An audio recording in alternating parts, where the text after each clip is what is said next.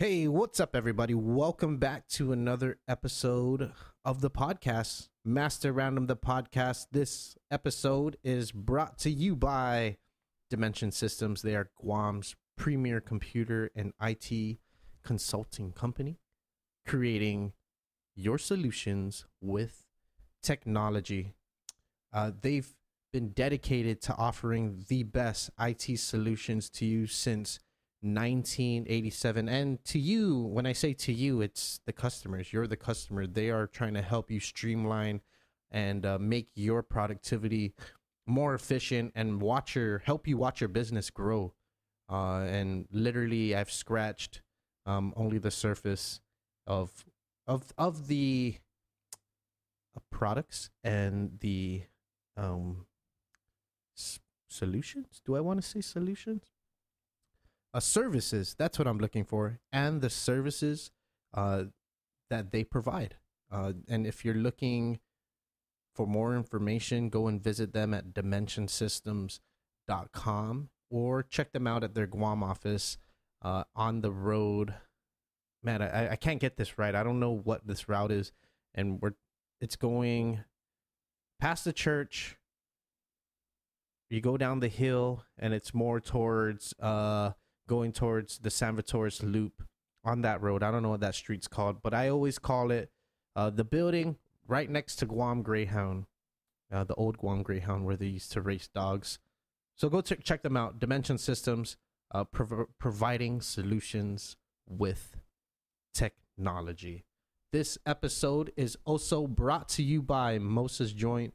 They are the coolest, the baddest, the hippest restaurant here on island when it comes to vibes, music, and happy hours. I like spending my time there. Just everything. Last time I was there, I had the poo-poos. Had some calamari rings, had some wings, and also some of that Hagatna. I think they have possibly some of the best Hagatna here on Guam, mixed with their Finadeni and their Denancy. Oh my god, I'm getting hungry. Okay, it's time to finish these sponsorships so we can go and chow. Go and check them out daily from 11 a.m. to 9 p.m. till about 10 p.m. on Fridays and Saturdays. They have live music pretty much every night. So go and visit them. Mosa's Joint, located in the heart of Hagatna City. Check them out. And this episode is brought to you by, last but not least, Stroll Guam. Go and download the Stroll Guam app today. Available in both the Apple App Store and the Google Play Store. And when you open up your phone and you go and download it, you will be downloading the most convenient, affordable, and safest way to get around the island. Stroll have also launched their delivery service, which includes food delivery, document delivery, and when you use the code RANDOM18, RANDOM18, you save $10 off your next ride. You have to have not rolled with Stroll Guam or used the code word before to get this $10 discount. $10 off will bring down your price to about $4 to get to Taman from Hagatna or anywhere in the central. It's super worth it. It's better than taxis. The drivers are extremely personable, and it's just a solid service that's provided here on Guam. Why not make use of it? And if you're looking to make extra money, be a boss on your own time, get paid weekly through direct deposits, go and visit strollguam.com for more information. And now my next guest on the show, Candy Taman. He is a musician. He was part of one of the they rose pretty fast in the early 2010 decade, and part of a band called High Rise, and he's still playing music today. And it's we've been working on trying to get him on the show for a bit now. And when I tried getting him on, I was going through all my tests and stuff, and I was like, okay, in November we'll do it. You'll be my first guest. He's my second guest in November, but we made it happen tonight awesome conversation with Candy. We talk music, we talk about life, and he's a great conversationalist. The guy can go and he can pound them down. Drink 3 beers to my 1 beer. What a big guy. That's a big dude right there. I hope you enjoy my conversation with Candy Taman on Master Random. Check it out.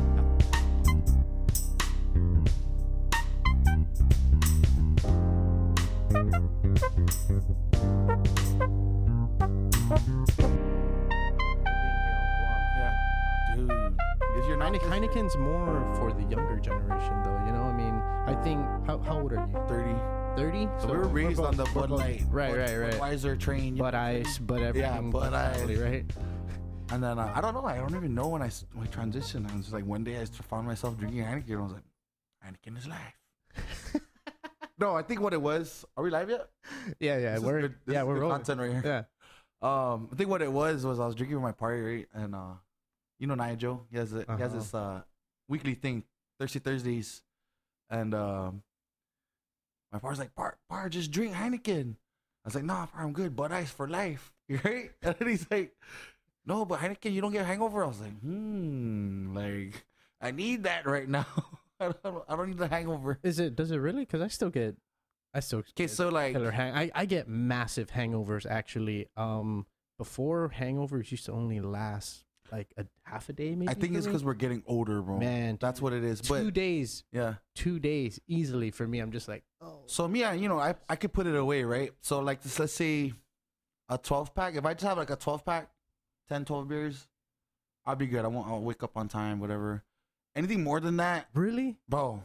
Telling you, oh bro. My goodness. How much do you weigh? How much do you? I'm 275, 277. You are right a big guy, and you stand well above 6 feet, right? Yeah, 6'1". Yeah. And but yeah, I've just been always known to like put them away. You know what I'm saying? Since actually, like I said, I've been in the military for years, bro. We used to drink. Like anyone who like served, knows like, we can't smoke. Is that the best way to pass time? Well, you gotta understand. I guess for anybody though, it's a stressful environment. Just you can be look at your local watering hole. Any of them, any of the local bars. It's no, not vets. It's just everybody. Mm-hmm. That's the way everybody handles things, relieves their stress. It's like, oh, okay, well, I'm just gonna go stop by the bar, and put down a few, see the people there, and then head home. I mean, you get it. You've played happy hours, right? Yeah, and you know the regulars and the people who are like the always venue crowd, there, like freaking on time, almost. You know, it's like it's on the schedule. It's like, okay, 5:30 the schedule.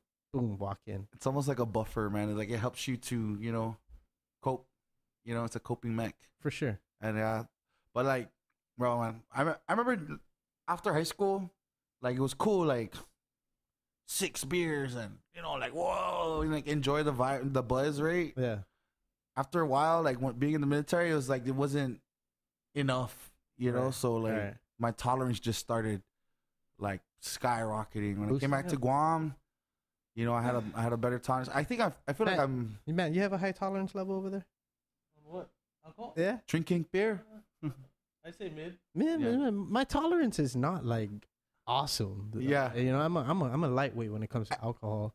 I feel like it's because I'm half Samoan, so like us Samoans, bro, we freaking give me any Samoan, like that's like the one thing is that like a proven dude, the scientific factor. Telling you, bro. I drank with Samoans like all over, like Hawaii, California, Texas, Georgia, bro, and it's like the same thing. Like it's like, oh, Sunday, we want to drink, like. In Arizona, there are many Samoans. Yeah. I hung out with a lot of Samoans. A lot of Samoans played for the football team for U of A, and they all put it away. Yeah, you're right. They're not really potheads. Okay. I won't deny that fact. So my observation is they can drink, but they're not really good at smoking. Smoking, like you give them like half a joint and like quiet. Yeah. but I'm on to something. I think all Samoans can sing. There, every single one. Yeah, that's every single. They can sing. And I'm not even surprised. I'm not even surprised no more. Stereotypical someone like attributes or traits: sing, play rugby, play volleyball, and like sports. Like the what? Drink, sing, sports. Right? Sounds like we're island just life. Jolly people. Right? Yeah. I think that's what helped me when I was in the States outside of drinking. When I was active duty, I was stationed in Texas, Okay. and just going out. Like I remember when I first got there, I didn't have any friends, but that's not a problem for me. Like I can make friends anywhere. Yeah, you're a very Walking friendly like- guy. Yeah. You know what I'm saying? It's not a problem.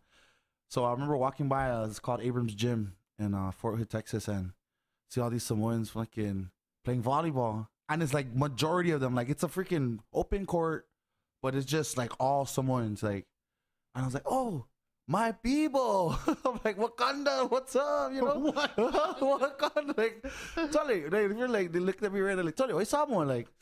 You know, I don't really speak. I was raised on Guam. You know, Yeah. my dad didn't really teach me much, but when I was like, Are you a second generation Guamanian? well, my mom. Uh-huh. My mom. See, okay, let's go break it down. My mom's actually from Saipan. Okay. Yeah, my mom's from Saipan. So my whole family, my mom's side of my family's from Saipan. But we're on my mom's side, we're Chamorro and Carolinian. Okay. So I would say, if it second generation, probably you would say that maybe. Yeah, second generation, maybe third. I don't know. Your father was born here? My dad was born in American Samoa, but he was raised in Hawaii. Yeah. So you're first generation. Is it? Is that what you? Yeah, I think. I don't know the breakdown. When your family first moves here, they would be the migrant, right? Mm-hmm. And then when they have kids I would be first on generation. Guam, Okay. okay. Yeah. Okay. So I guess I would you would say So your dad was raised in Hawaii, and then your Mhm. mom was raised in Saipan, Saipan. Yep. and they met here. Mm-hmm. Had you? Yeah. Funny story. My dad came. He got recruited out of Hawaii for, you know, the dinner shows, like he Fire dancer? yeah, he was a fire dancer. Okay. So they they recruited him out of Hawaii, like Polynesian. You're quite the fire dancer yourself, aren't you? Yeah. You know, I dabble. I think like one of my accolades, like I just made up myself, was at one point I was the fattest fire night dancer on Guam. Or like 350 pounds, just like moving like Mike Tyson, At one point, yeah, but I left that life behind me. I was like, How was he recruited through like some agency? so they opened up a show here, and then there was this local man, defunto Gregson Nicholas from Jigo. Okay. Awesome family. I still keep in touch with them up to today. They recruited my dad out of Hawaii to come here and dance, and I don't know the whole gist of the whole story, but the gist of it is that he came here. It was supposed to be a contract, but he ended up loving Guam. So just the people, our way of life. It's not like, you gotta understand Samoan culture and like Guam Chamorro culture is way different. But it's still same values like respect and But everything. is Samoan culture the same as Hawaiian culture? Not really. Okay. Not really. It's a little bit rougher. It's all in God and respect, but a lot more rougher. Being raised by someone will make you tough.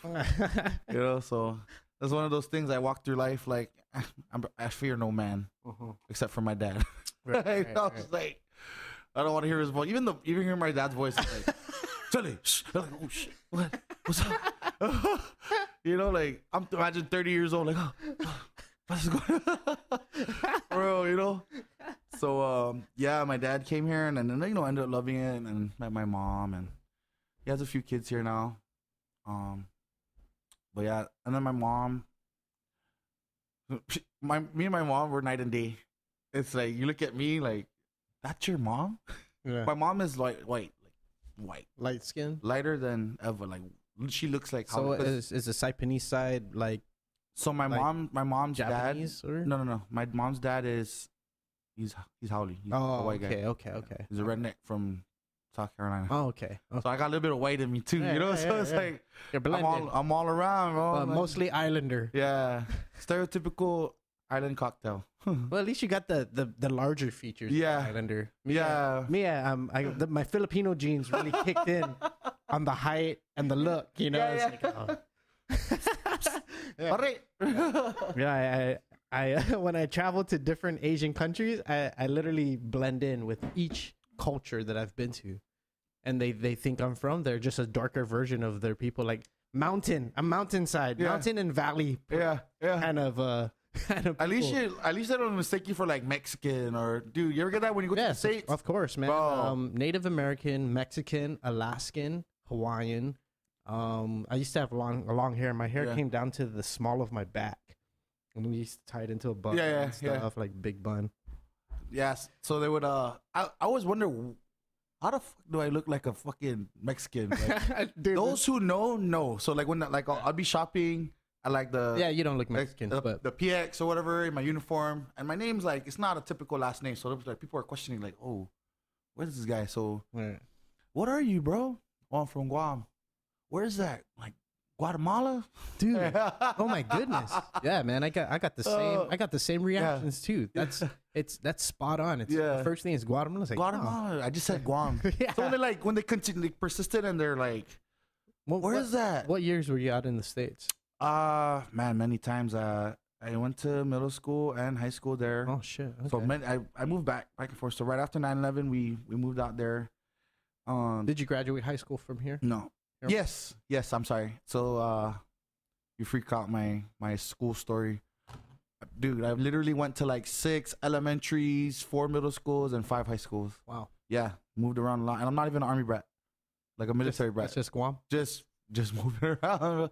Yeah. I feel like that's what made me like who I am today, as far as like not really giving, not really scared to walk into any situation. It's just like I'll make friends anywhere. Like you know what I'm saying? Like hey, how's it? You know? Like, Right.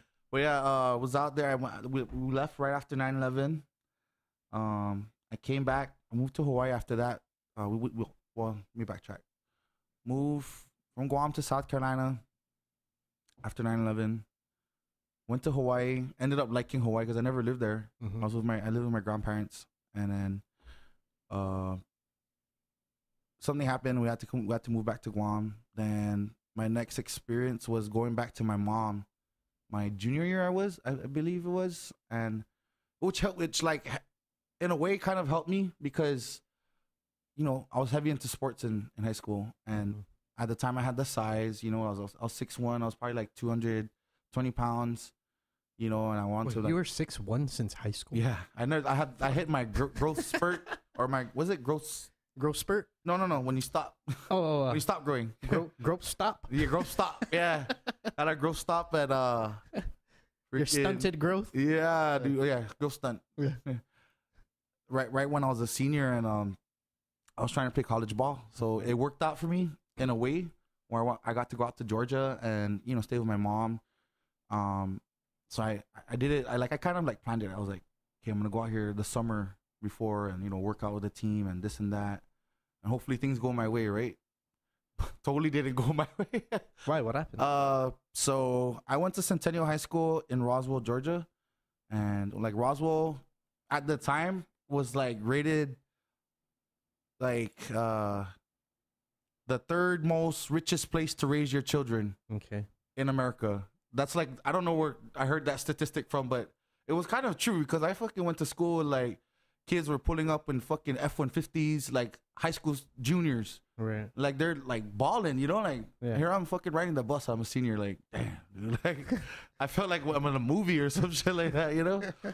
And so yeah, we that year we had a new head coach, and I grew up playing offensive line, and they wanted me to play in their system. It was a 3-4. I don't even understand football, but it's like 3-4 is like 3 down linemen and 4 linebackers, whatever. Yeah. So like Uh-huh. I'd have to be that middle guy because I was like kind of big, you know. Yeah. I actually gained weight over that summer. I beefed up to like maybe 245, 250 as a senior, and I was like, you know, that's pretty good weight. Right. And oh, can I get one more? And I remember it was the second game of the season. We played, you know, in our county. It was Roswell High, Centennial High, in Roswell County. Okay. So there's only 2 of us. Okay. And it's like almost like a rivalry game. Right. So this motherfucker, bro. I just like I remember it vividly. You know, they threw me into the game. Our first stringer was like, you know, tired. So in the defensive nose guard position. There was only 2 of us, me and him. So they threw me into the game. I'm like, all right, shoot, here's my shot. Gonna go fucking show them what I got. You know, like island boy, this and that. So I remember the guy, the one of the guard, he calls me out and he goes, "Oh, new booty," like telling me basically that, you know, new player and fresh legs in the game. New booty. So I'm like, new booty. He goes, new booty. I'm like, all right, cool. New booty, baby. Fuck this, I'm about to show you. But the thing about it was I wasn't doing what my coaches told me to do. Like, I was just doing like fucking straight up how we do it here in Guam. Like, all right, I'm fucking get the guy in the backfield. Like, you know, I wasn't playing smart. Yeah. So I fucking posted up the guy. So they cheated. They double teamed me. One guy posted me up, and the other guy took my knee out, my right knee. High low. Yeah, like a high low. Yeah. And they're not supposed to do that. But nothing was called, and I fucking wobbled off the fucking field, like all like clack, clack. And then the trainer, our athletic trainer, she's like, "What's wrong?" I was like, it didn't hurt. I just felt like a pop. Right. And it was like, I wasn't like like fucking. I was like, yeah, I think something's wrong. You know, it feels like juicy down there. You know. So she's like, yeah, like when I go like this, it moves. And she's like, "Hey, stop doing that." Like she's freaking out because basically I tore my meniscus or at the inside part of the Is it the inside? Fuck, I forget. And I think the meniscus is the inside of the knee, and then the ACL is the outside. Yeah, that's sports medicine, right? So something definitely fucking tore. But at the time, right? So at the time, you know, I was living with my mom. My mom worked at the hotel. We were like, you know, minimum wage, low income, so we were poor. Okay. I couldn't afford to get seen by a doctor, so it took me like weeks to get cleared from the trainer to get back on the field to go play. And I got a brace and everything, but I just wasn't the same after that. You know, after my knee fucking gave out on me, and that was on the football side, right? Like, here's me trying to like go to college, like even have a shot at going to college for football. So I was like, what you call this, on the football side. On the fucking academic side of it, this is a fucking stupid story, but imagine like going Guam education system. Like, okay, I was doing all right. I was getting like C's, D's, B's. Like, I'll get an A in like music class. That's about it. You know? We go out there and it's like we're reading like Cyrano de Bergerac. Have you ever heard of him? No. Cyrano de Bergerac, famous love triangle of history. Like, that's the caliber of literature that I'm reading at. I think they made a movie on that. They did. It's a French. Dude, right? It's a French movie. Yeah. It's a very famous French movie. We read that. That was British literature. No, I took British literature first semester, American literature second semester. And that was one of the things. Like, how the fuck we're diagramming sentences. I've never seen anyone diagram a sentence like going up through our education system. Like, so I'm like, I was always good at English. You know, I was like, okay, I got like B's and shit. You know, like it was all right. It was a totally different ball game academically. So like, what I did I failed British Lit my first semester, right? So I was like, fuck, how am I gonna do this? So I took American Lit the next semester, and I had a nice teacher. Her name was Miss Houston, spelled Houston but pronounced Houston.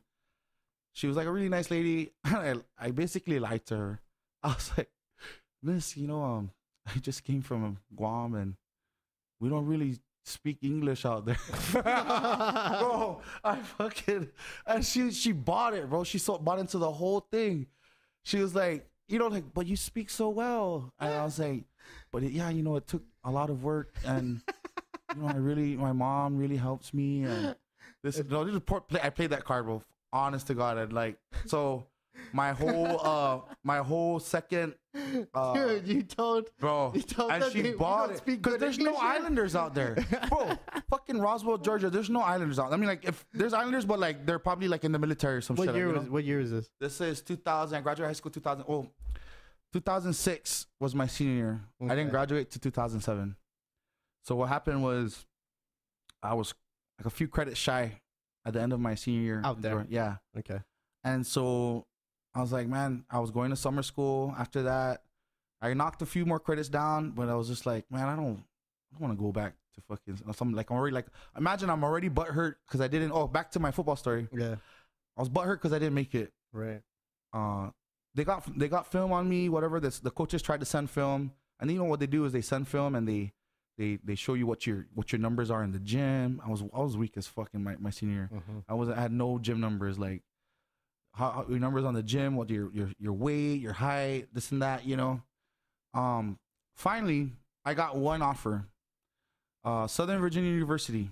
It's a liberal arts school, whatever the fuck that means. I don't even. Yeah. It's like liberal arts, like broad, right? Mostly arts. Yeah. Yeah, just like theater So- and dance. So it's like a fucking preppy school, you know, like like rich kids can go there. So I got on the phone and I spoke with him, and he goes, yeah, we're offering $1,000 scholarships, you know, but you have to make team, and it just seemed like so much. Yeah. Like coming off of a fucking injured knee, and you know, just seemed like a lot. And you know, you're 17 years old, like you don't have, I didn't have the tools that all these other guys have. Like they've been preparing their whole life. You know, that's not an excuse, Right. but still, yeah, I wasn't ready for it. Like, Yeah, you didn't, maybe you didn't have the right mentorship. Nope. Growing up, Not at all. to prepare you for athletics. Yeah. In college and stuff like that. nothing. So I was just like, man, maybe I this think that is was not. most of us who grew up here on Guam, though. Yeah, you know, but it's because changed. It's changed so much it since definitely has, we've been in though. high school. Yeah. But at the time, you know, even like coming from Guam, and like Yeah. that's not a thing. Like unless you're from Hawaii, you know, like they got they call it Polynesian pipeline. Oh, we got these big fuckers from Hawaii and Samoa, like to, you know, like, and we'll get them. We'll go Cal Poly Tech or you know, but I didn't have that. You know, I was just like a fucking like a little dot in Georgia, like. Yeah. So you know that eventually that fire kind of like burned out, and I just was worried about graduating from high school at that point, because that was like a big thing for me, you know, like my mom never graduated from high school. It was like one of those things, like my first milestone. So Yeah. it took me a little bit. So what happened was I did summer out there, and I was able to get a ticket back home because I was really mahaling out there. Like I loved it. It was cool and shit. Like, you know, all white people and black people and all that. You know, it was fun. Waffle House and fucking all this. It was nice, you know. But yeah. you know, I'm a fish out of water out there, bro. Like, fuck you, boy. Everywhere I go, I got my uke, and they're like, oh, like, can you play? I'm like, back home, everyone fucking jams, you know, like. Yeah. So I was like, I went home. I got a ticket back. I was already 18. What year was this? 2007. 2007. I was already 18, and I came back. My dad helped me get a place. Me and my brother, we were staying together. He already graduated high school, but I still had like a few more credits. So 18, I was already living on my own. I was doing the dinner shows and stuff, and working, partying, shit like that. Enrolled myself to school, drove my drunk ass to school every morning. Like every Monday morning was fucked up because we'd always party at Jimmy D's, and you know, imagine 18, you're like, oh shit, you're like it's live, you know, on a Sunday night, and go to school hungover. I still, you know, so I ended up graduating Southern High, class of 07. That was a funny graduation too, because I wasn't part of the whole 4 years of like them trying to get ready for graduation. Come like 07 grad, they didn't have like enough funds to graduate at Southern High or UOG, because you know that shit costs money, right? Yeah. So it's like the whatever what do you call it, the class raises funds. And so I remember standing in one of the class meetings, and like, oh, my mom works at Guam Greyhound, and she said they can get the venue. At the time, Guam Greyhound was closed down. Shit, I remember that graduation. Do you? Yeah. Yeah. I went to that graduation. Yeah. So after that, we were called I always called it the dog pound graduation, because like we're the only class to like graduate at fucking Guam Greyhound, dog. Greyhound, yeah. That shit was funny as shit. And you know what's crazy? To graduate that class, or to get my last class, or pass my last class to graduate. Wait, I think it's Jose's class. Jose. Ichihara. Yeah. Yep. It's our cousin. Yep. It's our first cousin. Yeah. I know Jose. Yeah. Baseball player, right? Jose play baseball? Maybe there's another. I don't know. Maybe it's a different. Is he from Tally? Yeah. Yeah, he's with his chick is Tabitha. No, right? Okay, no, wrong one. Wrong. I'm pretty sure I know him though. But yeah, anyways, he freaking in order to graduate, check this out. Everyone knows Senor Uggan from Southern High. He was like the Chamorro teacher, right? Yeah, Okay. he does the Carabao at Chamorro Village. Okay. Yeah, everyone knows him. Like, you know, But in order to pass this class, I was short. I don't know how the fuck I almost failed tomorrow, but I almost did. Yeah. So he's like, boy, come Wednesday, like the day of the graduation, like fucking come Wednesday and ride the carbo, you'll pass. I was like, hey, shoot, didn't think of anything. Like, all right, it's fucking minor, right? So I went in like my fucking khakis, everything ready to fucking, oh no, it was the baccalaureate. Sorry. Okay. And I wrote it, whatever, and on the top of by the neck, right? It's like kind of like wet, because carbo sweat. So I was like, sir, I'm getting wet. He's like, oh yeah, he took the trough for the water and he fucking poured it on, fucking soaking wet, dude. But everyone remembers that because a lot of people had to do the same shit. They had to ride the carbo just to pass. There was a long line of students. Well, I don't know. Ride the carbo. Over the years, people had to do it. Yeah. Yeah, it was funny as shit. You don't have to pay for it, right? Like, so, right. I don't think I had to pay for it. I forget. But, yeah, when I was, we graduated the dog pound, bro. And I'm looking, man, we made it out. I did question that back then. I did, about having the graduation at Greyhound. It was like, this is kind of weird. It was, but it was cost friendly because, with what the class had made, from what I remember, yeah. The class had a budget, but it wasn't enough to cover a Southern High graduation at the football field or to go to UOG. So it was just enough to get like stuff done for that event.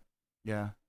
And it was like, I remember walking into the class meeting and I was like, dude, what the fuck is this, bro? This is sad, dude. Like, you guys fucking slacked. Yeah. Even class of 07, class of 07 reunion, 10-year reunion, right? Was like what, last year, right? Mm-hmm. We never had it because no one wanted to coordinate. Like, they coordinated it, and they had funds and this and that, and stuff happened, and it just never went down. I think reunions are losing their pizzazz as what they used to be back in like the 80s and 70s. It was like big, right? Like the 2000s, go out, ball out. Yeah, you know what I'm saying? Like, now it's like. Just like a little, they rent up space for 4 hours and... I don't really want to see them yet. Is it already 10 years? Can we do it in 10 more years? I was hesitant to even... So I went to JFK 06 reunion because I would have graduated. If I stayed on Guam, I would have graduated with JFK class of 06. Okay. I'm still close to all those guys. Right. Like, if anything, like, JFK is like, would be my alma mater. You know, okay. Like, I graduated at Southern, but I only spent like 1 semester there. Okay. You know what I'm saying? But I spent majority of my high school time. Why didn't you go to JFK when you went there? Because I was district for Southern. District. Yeah. Cause I was living with my mom's brother at the time when I came back. I see. And then I got my apartment. And I probably could have transferred, but it would have been like pointless, like I wouldn't have graduated, transferring mid-semester like that, like towards the end of the, But yeah. So I went to my 06 reunion, and it was good. It was like, but in the back of your mind, right, when you go to fundraiser, I keep saying fundraiser. Because that's what our life is all about. Fundraisers. Fucking fundraisers, market bro. Support. Market, fire. I think it was my thing, huh? I don't play fundraisers unless they're medical. If it's medical, I'm down. Yeah. But if it's like, why we're trying to go off island, I'm like, you gonna pay me? Fucking sorry to say, but it's real, bro. Like, you gotta make your money. My dad always taught me, hey, if you're good at something, don't do it for free. Yeah. But if you're gonna do it for free, make sure it's worth doing it for free. Okay. Medical fundraisers, like, people are trying to live. I understand that, Right. So, all right, shoot, don't donate my time and talent like that. That's fine. But if it's like, yeah, because we're trying to raise funds for our class, like, a little bit suspect, like, nah. And then like, I got a paid gig after this one, dude. Freaking people on Guam, bro. Like, it's real. Like, they're like, I don't want to say, is shiesty a word to use? Like, they're just like, yeah, par, don't worry, yo. We got chow and we got beer. But plenty beer, par. Plenty beer. Like, oh. And I'm like, just looking at them. Because they know you can put it down. So yeah. They, automatically, right, on Guam. And I think that culture's sort of fading out. Mm-hmm. People are starting to respect craft. Yeah. Right? So it's like, okay, boy, how much do you pay? But the only thing is that we have to break out of being so humble. Like, we have to sort of know our worth, right? And it took me a while to get there. I'll be honest with you. It took me a fucking long while. I started gigging, 2011? Mm-hmm. 2018, bro. I got 8 years worth of experience right. of gigging and all kinds of different what do you call it? Levels of gigging, like Yeah. fucking happy hour. What's the most interesting one that you've done? I've done a bridal shower. I've done, man. Whenever people approach me for events, like, or even a company party, those are kind of fun. So like I like doing like this time of the year is where we bank. So I like doing these events like New Year's. You still Christmas. do a lot? Do you play a full band or yeah. Okay. And it's crazy because like I figured it out to where like it's almost like a system. Right. You might have a band put together, but if you know the right people, you can put something together real quick. Because people are dollar sign, you know, like they're motivated by like, okay, shoot, let's make our money, like, right. And it's one of those things. It's like you're not cheating the people or whatever like that. It's like they want entertainment, unless they're specific about who they want, like an established band or whatever. Yeah. Like say John Dank or Four Piece, unless they're specific. Wait, before we start going down this road, okay, can we close out the whole reunion stuff? Okay, yeah. All right. I really want to talk music with you because I know it. I spent 5 years in music before I started doing the podcast. Yeah. And I want to jump back into music, but I just don't know how. I feel out of the loop. I got some touch, you know. It's like where do I start? I haven't written anything in 3 years. But anyways, where were we going with the whole reunion? Like with the reunions, right? In the back of your mind, I feel like this is everyone, but I speak for myself. Okay. In the back of their mind, it's like you compare yourself to everyone, you know, or you compare everyone's life to your own. That's why they're overrated. That's what they were meant for. It's like for what are you doing nowadays? Like, you know, you ever notice when maybe the jock's still trying to be the jock, right? That's me, bro. I'm still a jock. But check this out. You ever notice when you meet somebody, right, that you haven't seen in a while? Like, what's one of the first questions that they ask you? All right, like, this is what I notice. What do you do? They'll be, yeah, what do you do? Mm-hmm. So, what you up to nowadays? You know, like what? And I feel like you compare people based on what they're worth as their title. Like, you ever notice that? Like, oh, I'm a firefighter. Like, oh shit, what do you do? Oh, I'm delivering at Domino's or some shit. Like, I'm bagging at Payless. Like, at our age, we're not. That's like not socially. You know, it's not socially acceptable, but it's like it's one of those things that you look at as like what society doesn't expect you to be at. Exactly. Right. And you know, it's what you're going against the norm because when you say, "Oh, I got a job," yeah, or when someone offers you a job, like, "Hey, Park, can you come work for me?" It's not much, but you know, come work security. A lot of guys like me, oftentimes, I'm confused because it's a job. It's a fucking job. It's money. It might be minimum wage, but it's a job. And a lot of your parents will always tell you a job's a job. Yeah. But a job's not a job at the age, like, especially if you're overqualified or, you know, if you have a lot of life experience or whatnot. Yeah. But then again, you can't be picky unless you have credentials. So it's a difficult time to live.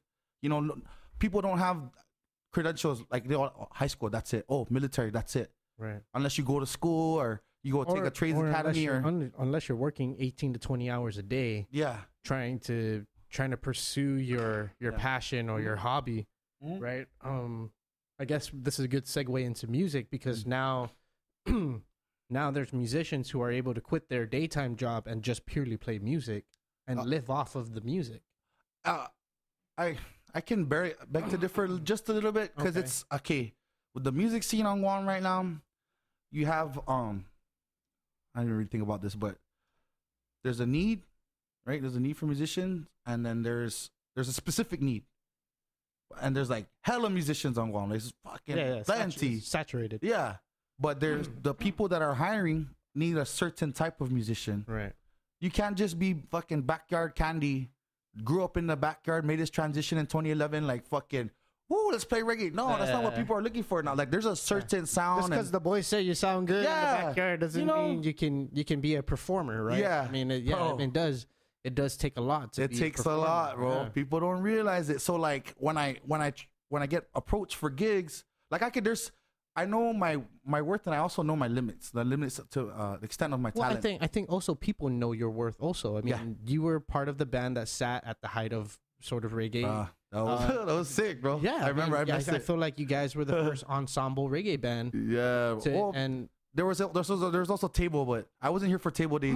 I wasn't here for Table Days either, but I think you guys were bigger than Table for 5 for a little bit. Right. I mean, you guys had a full brass section, and like full keyboard section, full. That shit was sick, right? Like 2 guitars. Like you guys couldn't even fit on venue stage. How many That's how people big was in you your guys band? were. Like 11. There's 11 of us. We're gonna pay $30 each. Bro, it was sick, bro. Cause like we cashed out. I didn't know it's cool. It's cool because at the time I didn't know what the standard to get paid was. Like, Right. I didn't know it was like 100, 150. Yeah. That's what you should Per like. person. Yeah. I was fresh, bro. We were fresh, bro. High Rise was fresh. Like we just came. We literally came off the block. You know? You like, guys came off the block, one battle of the band. And Yeah. you played at the venue for a whole year, right? No, it was like 2 years. No. But you guys were given a whole Yeah, year from that event, Yep. and then from That there shit, it was just like we just went, bro. Yeah, Like, and it rolled was with like that's when venue was the place to go. Bro. Thursday night. I remember Like you show up on Friday, you're like, fuck. we be going. No, hey, I would go support you guys. Fuck that, bro. I was there. No. I'm saying show up to work on Friday. Oh, yeah. And be like, fuck. Yeah. That was wild. For real. How am I gonna play tonight? No, it was crazy days, bro. And you know that was when our tolerance was up. You know, so we could drink all 2 hours sleep and go up, wake up like. Yeah. Oh, I honestly thought you guys were destined to make multiple albums, you know? See, with the problem with big bands like that is you have a lot of creative minds clashing. And I don't want to compare, but this is not comparing, but it's noticing like TJDS, Okay. 4-piece are a little bit smaller, but there's a saying that goes There's more compromise, huh? you can do more with less. You can do more with less. It's like being a fat guy trying to fucking maneuver in a football field, as opposed to like a little skinny guy.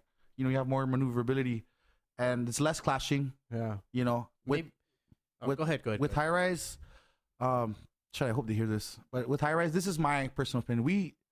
Everyone just wanted to be good, and everyone had their ideas, but it was a lot of clashing, and it was like, no, I don't think we should do that. We think we should do this. And like, for example, we had drama in the band, so I ended up becoming the lead singer. Right. And they would be like, hey, I think we should do this song on stage. Like, okay, are you gonna sing it?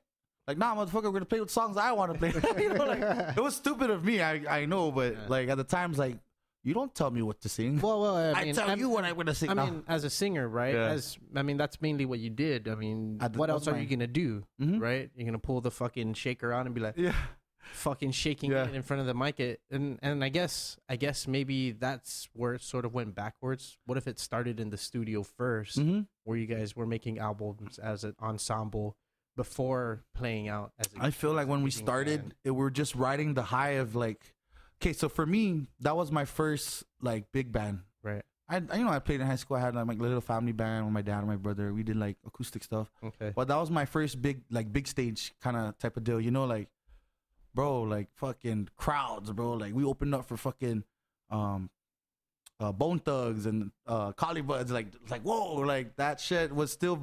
I got thrown into the shit. So like to understand, like, okay, maybe we should do more originals, and it wasn't like any one person directed it. It was like we all just agreed on it, you know. And it was like a confusing, sort of like a confusing time because we didn't know what we wanted to do. We want to fucking make money? Do we want to fucking put out originals? And we worked on a lot of our originals at practice. You guys did even release a couple, right? Yeah, we released a few. And I'm like, one with your old singer before Sean, you took with over. Sean. Yeah, and then I did then one. there's one that you had. I did one, and we did the IBCC song. Right. You know what's funny? Okay, now we could get it on recorded history, but that song, right?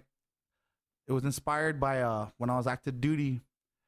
My uncle DJ was like, "Candy, you want to be part of the IBCC?" And I was like, "What's that?" Itty bitty chili comedian. Like, joke, funny, right? Laugh about it. Like years later, starting a band, I tell the joke at practice. Yeah. Right? This one I was still in the guard. I tell her like, hey, you guys want to be the IBCC? What's that? Itty bitty chili comedian. Like, that's funny. That's fucking funny. Like, hey, shoot. So I left to California like a few weeks after that for training. I was in the military, and I come back. These motherfuckers like record, produce, fucking everything, do the fucking music video without me. And I'm like, oh, you motherfuckers. Hey, what's cool about it, I was like, damn, but it was a good song, you know? So I had to think of the melody.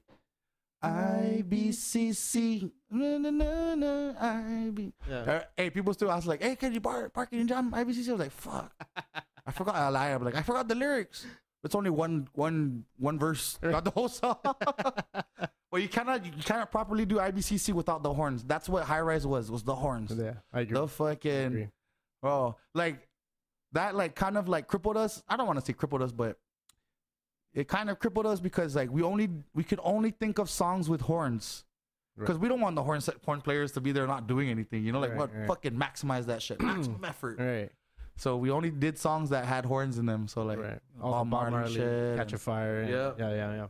That's what But they were hits. People loved them, you know. And I think it was a good turning point was when we got Austin. Austin's doing it big out there in the States. Austin Sarloo. Yeah. When we got Austin, he definitely brought a different like he's flavor. rolling around with Jason J right now.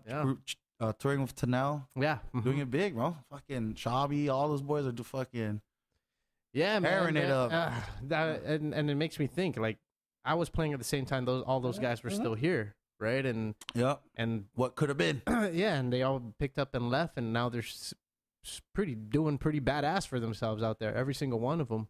So lately I've been going through this, like, I don't know, personal battle with myself. I'm like why? Like, you have to find out your why, right? Yeah. Why do you do things? Mm-hmm. Like, I had this Sunday gig at some bar. I was only getting paid like $75. You know, I was trying to help the bar out, whatever. And I was like, I just started thinking. I was like, why the fuck am I doing this? Mm-hmm. Like, I know I'm better than this. You know, like, like I feel like I've reached not the epitome of everything on Guam for music, but I thought I've done what I set out to do, and it's like time for a new. Like you're coming down the turnpike of music. Yeah. So I got, like this, you know, like what Rachel likes to say, big fish, small pond. Yeah. You know? So I'm like, dude, maybe not. And now I'm like realizing why fucking Sean left, Shabby, Austin, Pete, all the fucking badass motherfuckers in music, like, or at least to me, like in my era. Piece is doing it. Yeah. You know, they're able to be here, and John Dang. When's the last time John Dang toured? 2016, but you know, it's I thought it was recently. Or no, 17. I can't remember, but it's you know, they're able to make a life here. I mean, look at Fat Tofu's going over to Fat Tofu's sick. They're gonna tour Japan in a little bit, you know. Yeah, and so that's the new game, bro. Asia, that's the new game. I said that back in 2016, bro. I was like, Asia? Hey, how come nobody's talking to Asia right now? How come no one's playing in Asia? How come no one's putting their music in Asia? That's the new. That's the new one. I agree, man. We're like, we should be able to spend less money to right next door. Yeah, go to the Philippines for $50. Bring all your gear and fucking play. I think it's I wouldn't know why, but I feel like it's just assuming what your demographic your target demographic is as far as who do you want to hit as your music to spread to, you know what I'm saying? Right, but how do you get people to want to come here to listen to the music on Guam? Right, that's true. We say there's a lot of talent here, and there's high caliber of musicians here, but no one's watching them. Yeah, it's not like there's a lot of local support. Yeah. Oh man, hell no. So how do you convince the millions of tourists who come in every year to want to go to these gigs? That's all social media. That's Spotify. You know, buy your Got to get Spotify Philippines and shit. Whatever, you know, like, you know, say if it pops up on a playlist, like, but a lot of times, like, with Boom, right? Say Boom. Yeah. Like, Boom's out there too. Well, he already went through this shit. That's not a good example. I think, like, okay. Yeah, he done toured the nation. Yeah, he didn't fucking tour. That's not a good example. But, like, okay, John Dank, fucking 4-piece. They were on the train early. They got what is it? For Apple, so we can play your fucking songs on Apple Oh, iTunes. Like, there you go. Okay. They got on iTunes. They got on Spotify early. You know, some of their music, a lot of their music's on YouTube. That's like the new thing now. I feel like that's how High Rise was able to prosper outside of the live gigs. We got a gig in Saipan. That was our only place that we ever went. Like, woo, yeah. I mean, but you know, fuck. Big love to Saipan, but you know, they watch YouTube, and that's when our videos were out there, right? You know, and that's how they heard of us. And so, like, if you think of it that way, before, as good as you guys were, for your reach to only go to Saipan, it could have been better. I can't really explain to you why we didn't, and I think original content was an issue. Well, social media wasn't the game then. It wasn't. IG wasn't out when we were jamming. IG was fucking. You know what I'm saying? We didn't have Spotify. 2012, right? Oh, was it? Okay. Yeah, I mean, but still, I mean, it was still fresh. No one, IG came out. No one knew what to do with it. Yeah. I was taking pictures of my dog's butthole. You know? I was like, oh, this will be a funny picture. Yeah. Click, fucking dog's butthole done, and post it up or take a picture of a newspaper clipping. I had no idea how to use it, and then. Now people are experts at fucking Instagram and how to post and what to post, when to post, how to post it, what time to post. What time to post. It's crucial, bro. There's a formula for it. Yeah. When I was working at KOM, like we had a social media expert. Yeah. I was like, hey, so what's a good time? He's like, well, between the hours of 4 and 5:30, like, cause that's when everyone's getting off work and they're in traffic, looking at their phone. You know, like there's an actual formula to this shit. There's a science to it. But yeah, we didn't have that much. I mean, we had YouTube. So I guess I could attribute some of our. And you guys did have really cool. I mean, you guys did Redemption Song, and I wish you guys had done more of those studio videos. Yeah. You know, those were really cool because it was like everyone's playing at the same time, fun. but everyone's in different rooms. Yeah, Doug's studio. Right? Yeah, Doug's studio. Yeah, it was nice. I think oftentimes it was like we'd show up to the studio, not with no agenda. And hey guys, what are we gonna do today? And we'd literally learn the song then that day. And you know, with the guys like John and Doug have been in the music, like doing it a lot longer than we have. You know, I'm gonna make myself look bad, but they would like suggest it, and I'd be always like fighting it. Like, no, we should do it this like they like acting like I knew. Now I look back, I'm like, man, I was a dumbass. Like I fucking should have listened to these guys. So this is sort of your sorry to them. Yeah, you guys are listening to this. Hey, man. My bad, dog. My bad. You're just riding the wave too, right? Yeah, bro. But how it's supposed to be done, like how as per like how they operate, you assign the homework and you learn it on your own time. Right. So that when we get to the studio time, we're not wasting time. Right. And so we're fucking all on the same page. Like eventually once I figured that out, it got easier, but that was like towards the end of our ride. Like I would literally be like, hey guys, we're gonna learn this song. This was around 2013 2014. We're learning this song, but not the way it's played. We're gonna do this version in this key. Like I figured it out. Like I was like, okay, everyone like, okay, shoot, and get to the studio. Yeah, and you're playing with classically taught musicians too. So, man, all of them are like switching on. They're like, all right. That's what I wanted to get to, bro. Like this, my one thing is like. That's why I thought you guys were gonna make it, because you can tell you guys were all. We were well-rounded. Everyone most was of them, you know, like all of them were readers, right? Yeah. So Guam Territorial Band. Right. So it was was it Doug, John, Sabby, and James. That was our horn section. They're all classically taught. Then Dave, he was in the army band for the guard. Right. Karen was her actual instrument was like the flute or something, but she knew how to play the keys, but she didn't know reggae. I don't think she did. She learned it like on the spot. It was like, hey, we need a keyboard player. Like, okay, shoot. Like, and then when Austin came in, Austin was more along my style. Like we came from the back here, but he did the band. I mean, the high school band. I think he was in GTB. I'm not sure, but so you had this like eclectic mix of diverse individuals like from different backgrounds. Like I was the only one that Sean, and Chris were the fucking backyard like stoners, fucking, you know what I'm saying? Like we came from that. Right. The most I took in music in school was choir, and I did 2 years of concert and then marching band. I'm a backyard jammer too. Yeah, bro, check this out. I started playing in backyards when I was like 13 years old, and then, it just kind of went from there, and played in a band in Arizona when I was 18. It was like all acoustic band, and then we built a full band, all originals and shit. Yeah. Like that, yeah. And it was just it's like a special experience, you know, because like I would never in a million years think that fucking I would be jamming with those kind of people. Like, how the fuck did this happen? Right. It's a funny story how we met, but maybe that's for like another podcast. I don't know. We got time. So me and Sean were working at Lush. Me and Sean Sampayan. Lush. Yeah. Lush, remember Lush? Lush. Fiesta Hotel. Yeah. The crazy club. Yeah, bro. The rectangle club. Oh. The one where the lit. fucking stage is right there, and then the fucking back is like right Yeah, there. yeah. Damn, dude. The fuck's going on You here? can only go left and right in this place. Yeah. Basically, or the dance floor. Yeah. You know? Yeah. So I was bouncing there. Sean was, I think he was bar backing. I remember Sean from high school, from middle school. But I didn't know he could jam. He didn't know I could jam. We didn't know each other could jam. So we'd always be fucking like breaking down, fucking like, hey, play music from the DJ show. After the club's closing, we're like, okay, shoot. Then we'll start singing, you know, one of those things. And they're like, hey, fuck, Bart, you're pretty good. You're pretty good at jamming. He's like, yeah, you too. So, funny ass story. I got this chick broke up with me, right? After it was my night off at Lush. I fucking went to Lush, got trashed, fucking tried to go up those like 4 steps at the front of the door. Fucking face planted, like one of those kind of nights. Yeah. So I don't know what happened after that. Someone fucking dropped me home. I wake up. Yeah.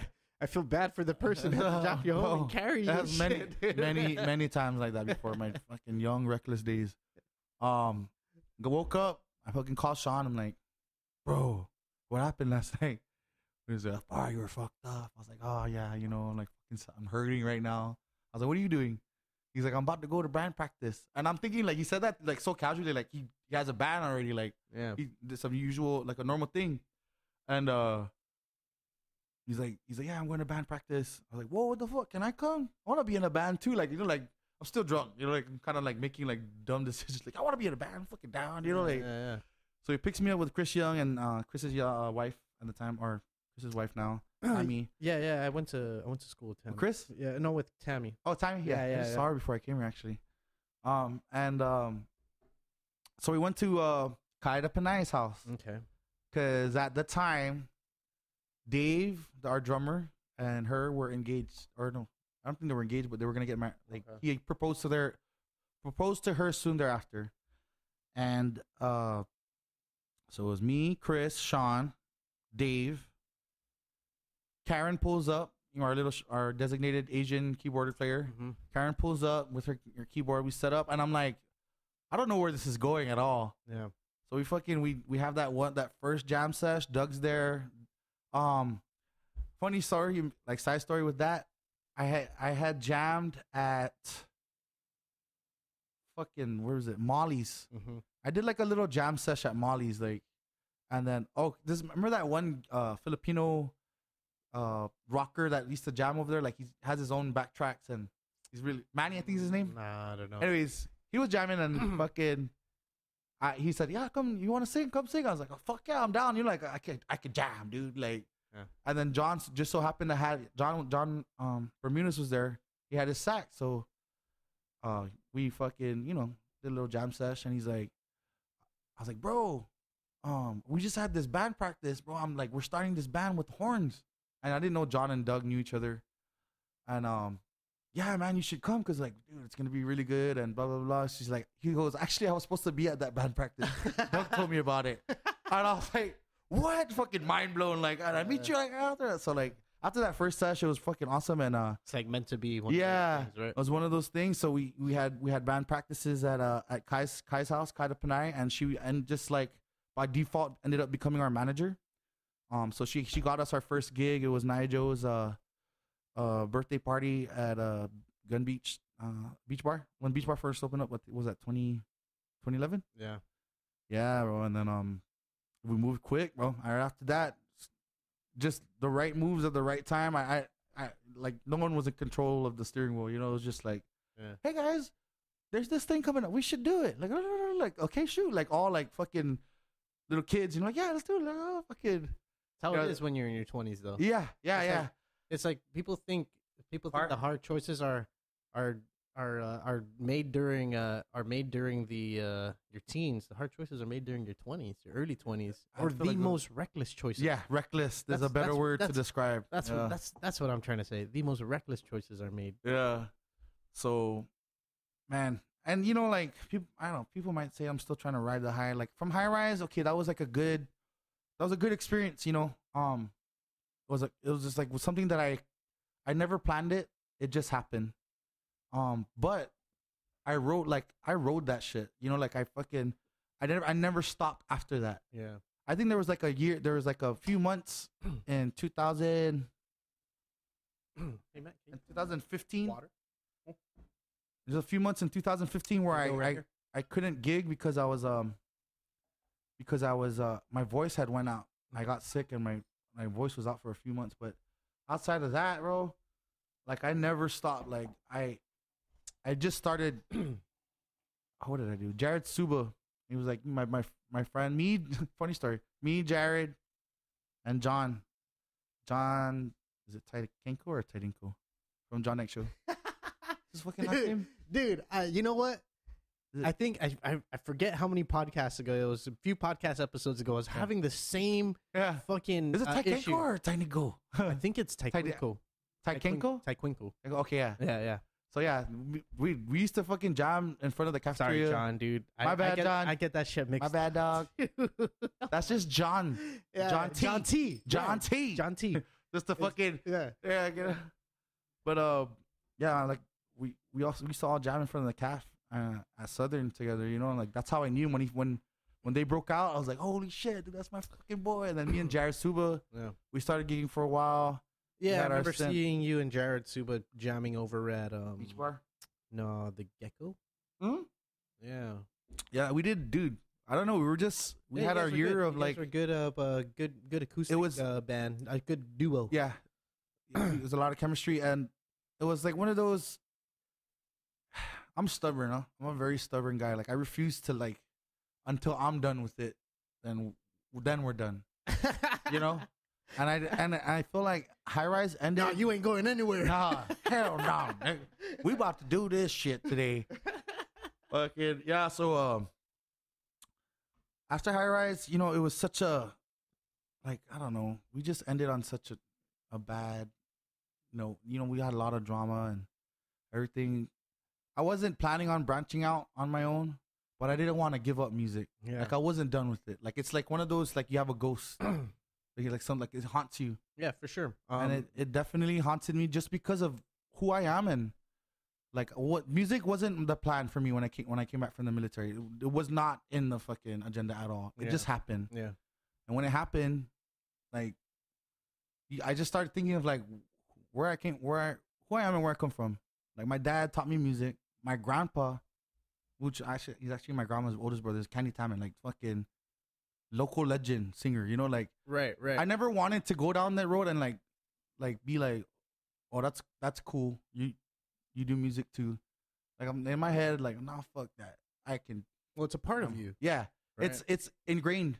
It's ingrained, and it never came out until all that we started gigging and High Rise, and I just went from there. And like I said, I'm very stubborn. I'm a Leo, so I'm just like headstrong. You believe in that? You believe in the horoscopes? Yeah, and stuff? bro. Like if you think about it, like I always tell my friends, like I'm a stereotypical Leo. Like, and I didn't know it until I read the shit. Like I think it was like 2013. Yeah. And they're like, you seem like a Leo. Someone fucking said it to me. I was like, what? What the fuck is that? Your rising sign is definitely an Aquarius. Yeah. Like, are you? No, or like someone was like, are you a Leo? Because the way you act is like, I was like, what's that? What is that? Like they showed me. They read like, oh shit, that's me. I'm fucking stubborn. Like I was like, stereotypical fucking Leo. Maybe since then you just are stuck on the fact that I played into it a little bit more. I leaned into it, bro. You're like, all right, I'm stubborn. I'm stubborn. Yeah. No, you see my sign? Yeah, that's the way I am. The way I am. You know? I don't know. Hey, I was like that before, so I was like, it just like fucking proved my point. So you think? Yeah. So you think? And I refused to let it die. So I branched out and I started jamming with a lot of people. Man, just I can't even remember. Like I jumped at every opportunity. You know, I jumped at every opportunity But why gig more? Why not write more? Okay. So I'm glad you asked that question. This is where I look like an asshole. I felt like I sold out. I got addicted to, being like entertainment is a fucking drug, bro.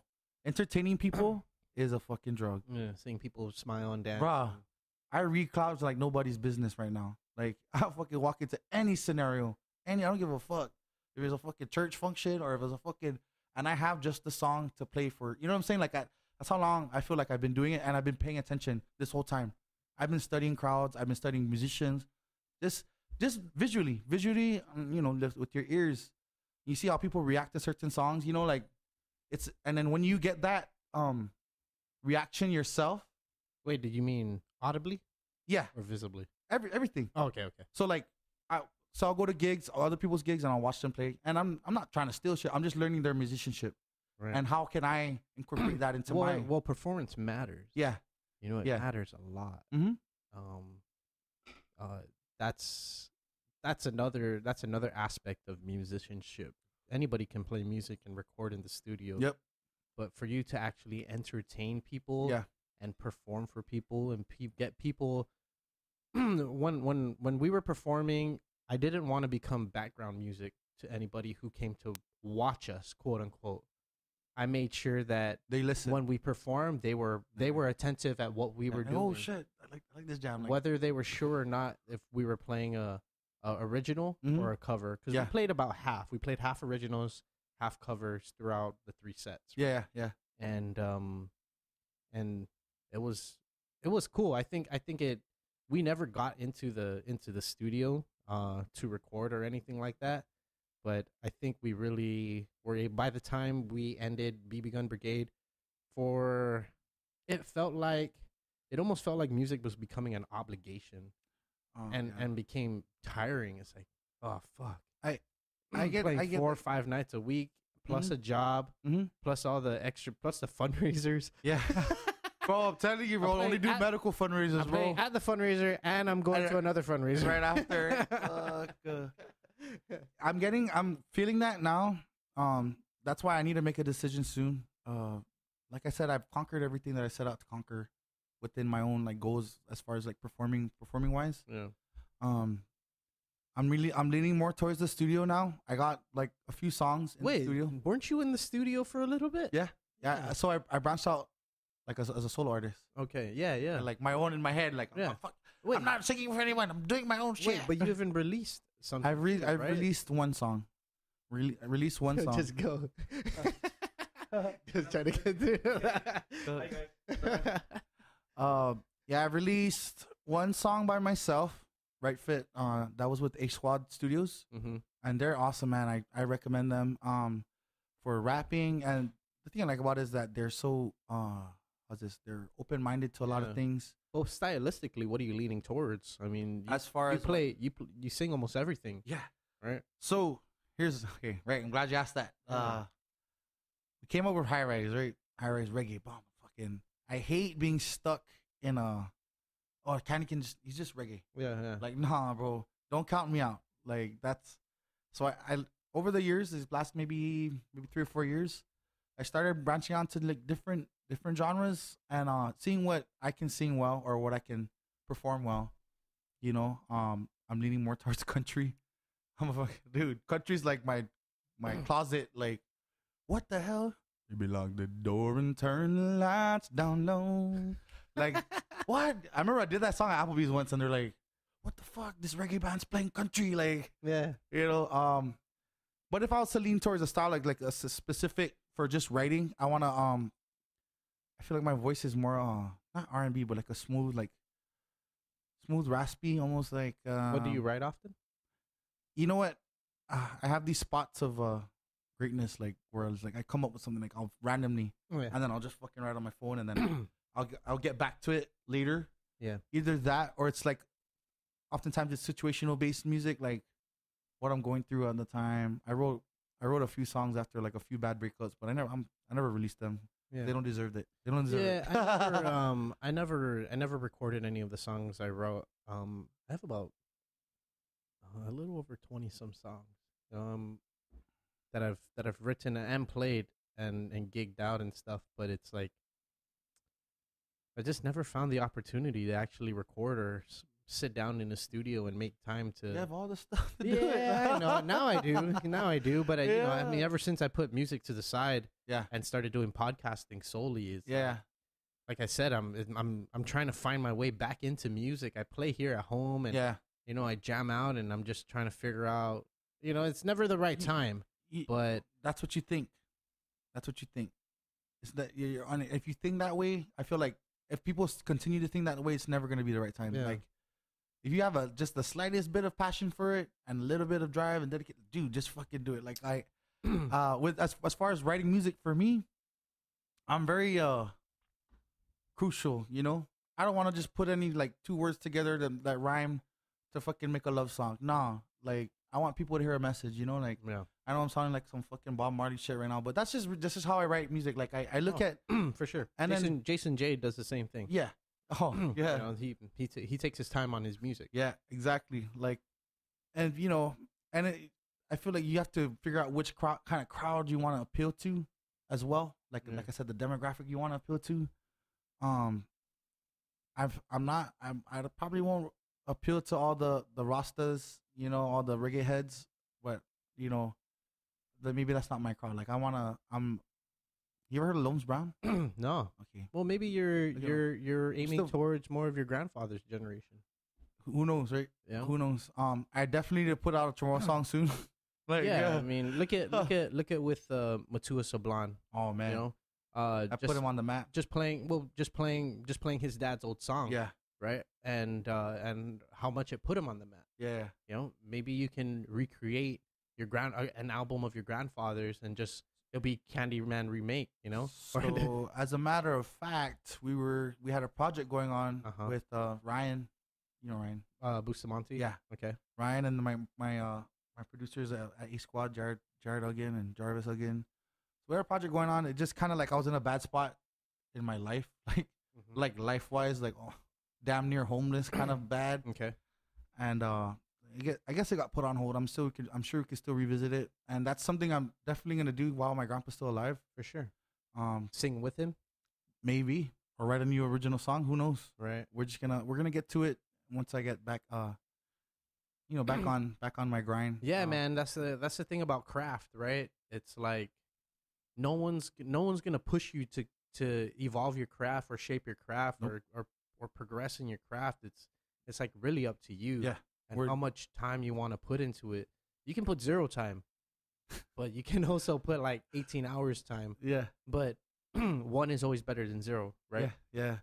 I feel like with me, this is what live gigging did for me. Like it kind of like when you're not gigging, you don't want to touch the guitar. Like that's okay. That's not an excuse. No. It's almost like someone who cooks at a restaurant when they get home. They probably don't want to fucking touch another spatula. Yeah. That was like case yesterday. Fuck that. You cook. We're on the beach. I've been fucking cooking all day. Remember, we were supposed to meet yesterday and went to the beach. And, Right. You know, it's like typical fucking beach session. Like, oh, bring out a guitar, and then like, oh, candy jam. I'm like, in my head, I'm like, kind of being like a little bit silly. Like, I'm off today. I'm gonna fucking do this. Fucking amateurs. Like, that's fucked up. That's not. I didn't say that, but you know what I'm saying? Like, come on, man. Let me take a break. My voice is like strained. Yeah. You know. Let the jam band guy jam. What I do like to do though is for creative purposes. Every now and then I'll call up Jared again over there, A Squad there in Istanbul. I'll be like, "Par, I'm feeling like motivated. I'll grab like a 12, you know, and I'll fucking stroll. And, like we'll just have like a little session, you know, like see what we can come up with. Par, I've been working on this beat. Like, okay, shoot, okay, but check this out. I've been working on this riff, and I'll show him the chords, and you know we'll just fuck around with it in the studio and come up with something new. That's my like time to be creative, you know, because I just. You know, I have, to be honest, I have to be motivated to do something. Like, if I really, really want, then I'll fucking, you know what I'm saying? Like, the last time I think I was motivated to write a song was when my best friend, my party, he's like, we're training in California for the guard. He's like, Bar, I'm gonna marry her. I was like, oh, all right, shoot. You want me to write you a song? He's like, yeah, Bar, can you remember? Sure enough, High Rise wrote. I wrote a song. High Rise performed that song. And it's like the last time I was motivated to do something like that. Oh no, I'm sorry, not the last time. The last time was just recently when I put out my original. Yeah, But yeah. But inspired. Yeah, inspired. Like to really want to write something and to really want to do something though. And thinking that it's gonna go pretty far. Yeah. So, like I'm not like everyone where they have like a lot of originals. They just write. It takes a lot for me to sit down and one reason is because I'm very picky. I feel like everyone's judging. Everyone is judgmental. I'm not just gonna put that shit out there. Everyone has. I said that at a speech on Saturday. I feel kind of bad, I said Guam is a microcosm of judgment. Yes. You know. Yes, bro. People look at you and what you're doing. Yeah. Over your shoulder. Yeah. You know, of what you're doing. I feel kind of bad for saying it, but it's true. It's true. It's true as fuck, bro. Like, you cannot do something without people like passing judgment or fucking like hating on you. You know, yeah, like, it's either really good. It has to either be really good or it really sucks. There's no in between. Yep. No one will, and maybe that's another thing is that no one will tell you your shit's okay. It's like, yeah, man, that's pretty cool, you know. Yeah. It's like, oh shit, okay. Well, like, bro, there's been a few when I was at KUAM, bro. I'm like, I don't want to be a dickhead, you know, like they'll submit songs and I'll upload it sometimes, or I'll upload it regardless because it's local music, but right. I'm just like, nah, bro, I'm not feeling this. I'm not feeling it. Maybe it's not to my standards. It's just like I don't, you know. But people, there's always gonna be, like I said, a demographic for a certain song. Like maybe I'm not feeling it. Yeah. To say that it's not good for like, oh shit, like people from Ematic are bumping this, like or some shit like that. You know, like right. Or somewhere else, fucking they're bumping this on the bass, like you know. And that's how I know people are fucking judgmental, bro. Like it's hard to be unbiased in this day and age. It really is. But also on the other side of the coin, I did say that there are more that culture is sort of fading away. Also, is that people are more supportive of each other too. Look at Gax. You know? Gax been doing it because I mean even look at all the other bands. Look at Binary Sunset, what they're doing, getting together bands to play cover songs. They just had an event last night, and it was the second of their event. And they've thrown maybe like 5 events, and it brings different bands together. It's like bands helping bands, and getting people to just appreciate the culture a little more, the subculture of what Guam is, right? So Guam, below culture, there's subcultures that have been influenced by everything from people leaving off island and coming back home, from people going on the internet, watching YouTube, developing their craft from YouTube, and coming and applying it here. And so it's like we're becoming a lot more than the people around us than we think, you know. And it's you know what, oftentimes people don't think about who provides that content, you know, for us to like feed off of, like when you know how we're influenced. Well, I was thinking about that shit the other day, or maybe a few months ago. I was like, why the fuck do we want to cover these songs? And I think you think about it, it's because you hear them a lot, maybe on the radio. Well, it's popular. Yeah, it's popular. But certain songs, like we would have never heard of if this particular person, like my case in point, Nia Joe. Like Nia Joe's responsible for a lot of people's vibes. Like he's been putting that shit out since the 90s. Yeah. Maybe 80s, I don't know. But like, how many Paul Hana songs do you know? How many C&K songs do you know that like if they play like, oh, I know the song because it's like fuck it, we were influenced in that way, right? And it comes back to like now, like since we were influenced in the 90s, this is what we want to play now, and it's like you see it everywhere. You play one song like, oh, everybody knows it because like for this region, the one person that was responsible for putting that specific content out, that's what they chose to put out at that specific time. And like, imagine years and years later, like. But it's no longer like that because because now music is available. I mean, Matt can open up YouTube right now and he can search any artist that he wants. He doesn't even have to search a particular artist. He can search an artist from a region. He can put, he can put India music, and then all of a sudden the top music in India will come up, and all of a sudden the way I'm making music is drastically influenced and altered because now I have affinity for Indian music. Before, when we were growing up, like that's what I'm saying. Our generation, it's what we heard on the radio. Exactly. What Nia Joe on the radio, the Sunday show puts on the radio. Yeah. But now it's not like that. There's more influence, and I guess just going back to a culture of judgment. It's changing. It's still there, and maybe we're still worried that it's still there because we grew up around it. Yeah, you know, if it wasn't awesome or super badass, people are like, "What is that?" You know, it's like that's why I said it's either really good or really bad, fucking really bad. There's no middle. Yeah, and you know, especially in Guam, bro, Chamorro people are tough critics. They don't even have to be.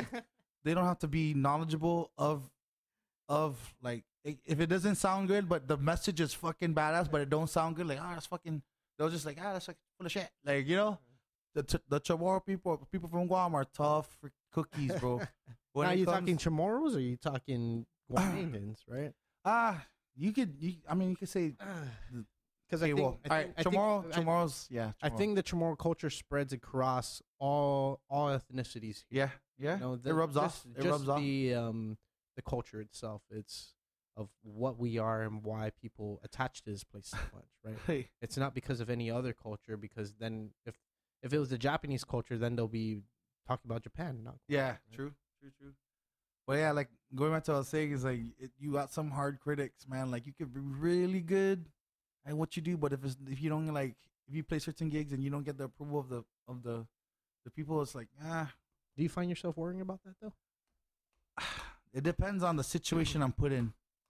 Music, just in music wise though. Your craft, because I know this is what you love the most, right? Okay, music. Okay, at one point, music was like everything to me. It was like my driving force. I feel like I've passed that. It's just something that I do, or one of the things that I do well. Interesting. Okay. Yeah. I'm at a stage where I need to refine my love like for music. Yeah. That's probably why I haven't been writing so much. But now it's just something that I do well. I'm not the best. I don't claim to be the best. Yeah. But I'm good at what I do, which is you're still able to get gigs. You're still playing out. People don't realize the legwork that goes behind doing this. Oh, you know man. Like, there's so much backward, like behind the scenes shit. Dude, yeah, man. Oh, man. I was losing my love for music. Just maybe I'll upload my speech. I didn't think it was my best speech on Saturday. Mm-hmm. But I was falling out of love of music in 2014. Yeah. And I was desperately searching for something to fill me up. And that's where I found podcasting. So we stopped playing music in 2014, and that was possibly our last gig in November 2014. And from there, I was like, okay, I'm doing this. I was going to do the podcast, held my gear for 10 months, never did it. And then my friend was like, dude, just do it. We sat down in the garage and we did it. And I fell in love. I found it. I felt fulfilled again, right? Because when we're around that age, 27, 28, we're like you said, your why. You know, you gotta find your why. You're trying to find your why. It's like, all right, why am I doing this? What's the purpose? You know, why am I not happy? This is the thing that makes me the happiest, but I'm not fucking happy. Yeah. You know, this was supposed to be my escape when I was in my early 20s, but now I'm not. I feel like we all go through a progression. Like, it's like just a progression of life. And like at first, everything's all about passion, right? Right. Then it, like somewhere along the lines, it gets distorted and you lose it for a little bit. So there's beauty in finding it again. Don't get me wrong. Like, I find it in just like little things. Like, man, I know this song. Like, I can cover, or like when I hear people jamming, I'm like, oh shit, I know that song. Yeah. Or when they cover other people's songs, like, wow, I want to be like that. Like, every time I bust out a Jason J song, like everybody knows the fucking. So like that's like it fires me up again. Yeah. You know, but that's been my struggle lately. I'm gonna make the transition soon. Like, I'm just probably gonna keep 1 gig a week. You know, like maybe you gotta write more. Yeah, no, it's definitely in the plans. It's definitely and it is definitely critical and necessary to the craft, dude. I mean, we can only play so much of other people's songs. Yeah.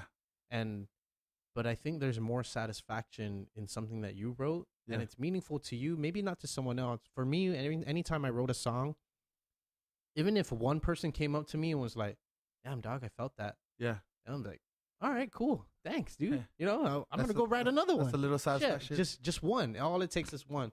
It can be one person, 100 people, or 1,000 people. Yeah. And I've never played in front of 1,000 people, but, you know, it's...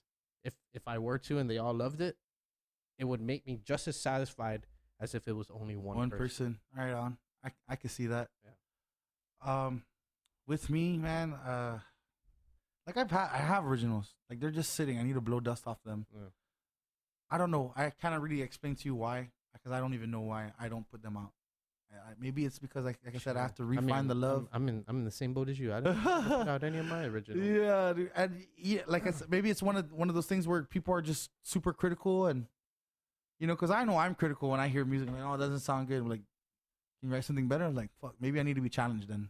Like my boy Tarvis, he has some a lot of original content. I've been I back him up and I help him put it out there, and it's good stuff, but it's not like the stuff that I would probably write, like, but I'll still fucking get it out there, like that's his.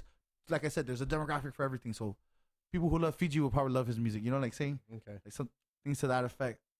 But just for me, maybe I'm sensitive. Like I don't want people to like I put out Right Fit, right? Check this out, Right Fit. I put out right. We finished Right Fit last year, and this was around the time I was gigging at Applebee's. okay. So I let them hear the boys. They're like, boys, it's done. Like, hey, and then here comes Noni. Like, hey, Noni's my boy, so I could talk shit a little bit, but. Here comes Noni. He goes, "How that fucking sucks, bro." I'm like, you ever see that meme where like when you show something new, it's like that and has the little guitar, and then like they just continue to another conversation. That was me, bro. Like, here's me, like I'm so proud of this. Like, hey, yo, dog, listen to this. Like, hey, what's that over there? That fucking sucks, bro. That shit sucks, dude. Hey, and then It's a funny story. Noni, you stepped on his fucking pride, you asshole. No, hey, hey, this is where you appreciate people like that. It's like if they don't say it, people will lie to you in the fucking like. Right. You're right. You know what I'm saying? You're right. And I was a little bit butthurt about it. Leonard Duggan pulled me to the side and he was like, Bar, don't do that. Don't get mad. Because I fucking told him, I was like, Noni, if you were my friend, I'll floor you across this fucking table right now. I'm a fucking big guy. You know what I'm saying? Like, don't get it twisted just because I'm a musician. Like, I won't fucking. But he told me that, and I was like, all right, cool. Yeah, you know what? That makes sense. Like, people are gonna say what they say regardless. Are you gonna let that stop you from doing what you do? Right. Are you gonna, Yeah. When was the next? What was the last song you wrote after that? Or man, how long after I actually wrote a few more after that. Okay. So half the problem is writing and recording is just coming up with content, the idea, and I'm critical, right? But the other half is like as a musician, as a live musician, I'm crucial on what I want it to sound like.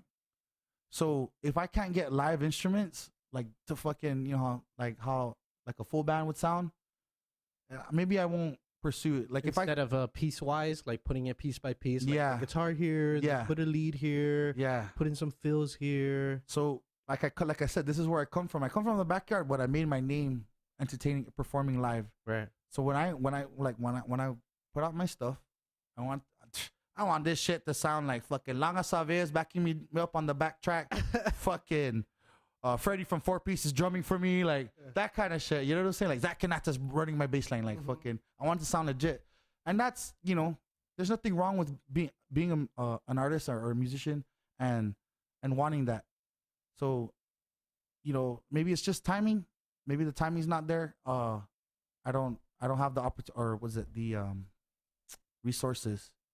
I do have some resources, but like to fit what I feel like my song should sound like, because like my ear is already live, like it's used to the live sound, right? Right. Oh, this shit would sound so fucking good live on fucking the bass, and like that kind of deal, as opposed to like you hear it, like it's like you're not really feeling it. Like that's what I want when I finally start laying down my, I guess, originals. But then to each his own, like maybe that's my prerogative. Yeah. Maybe that's why I'm waiting.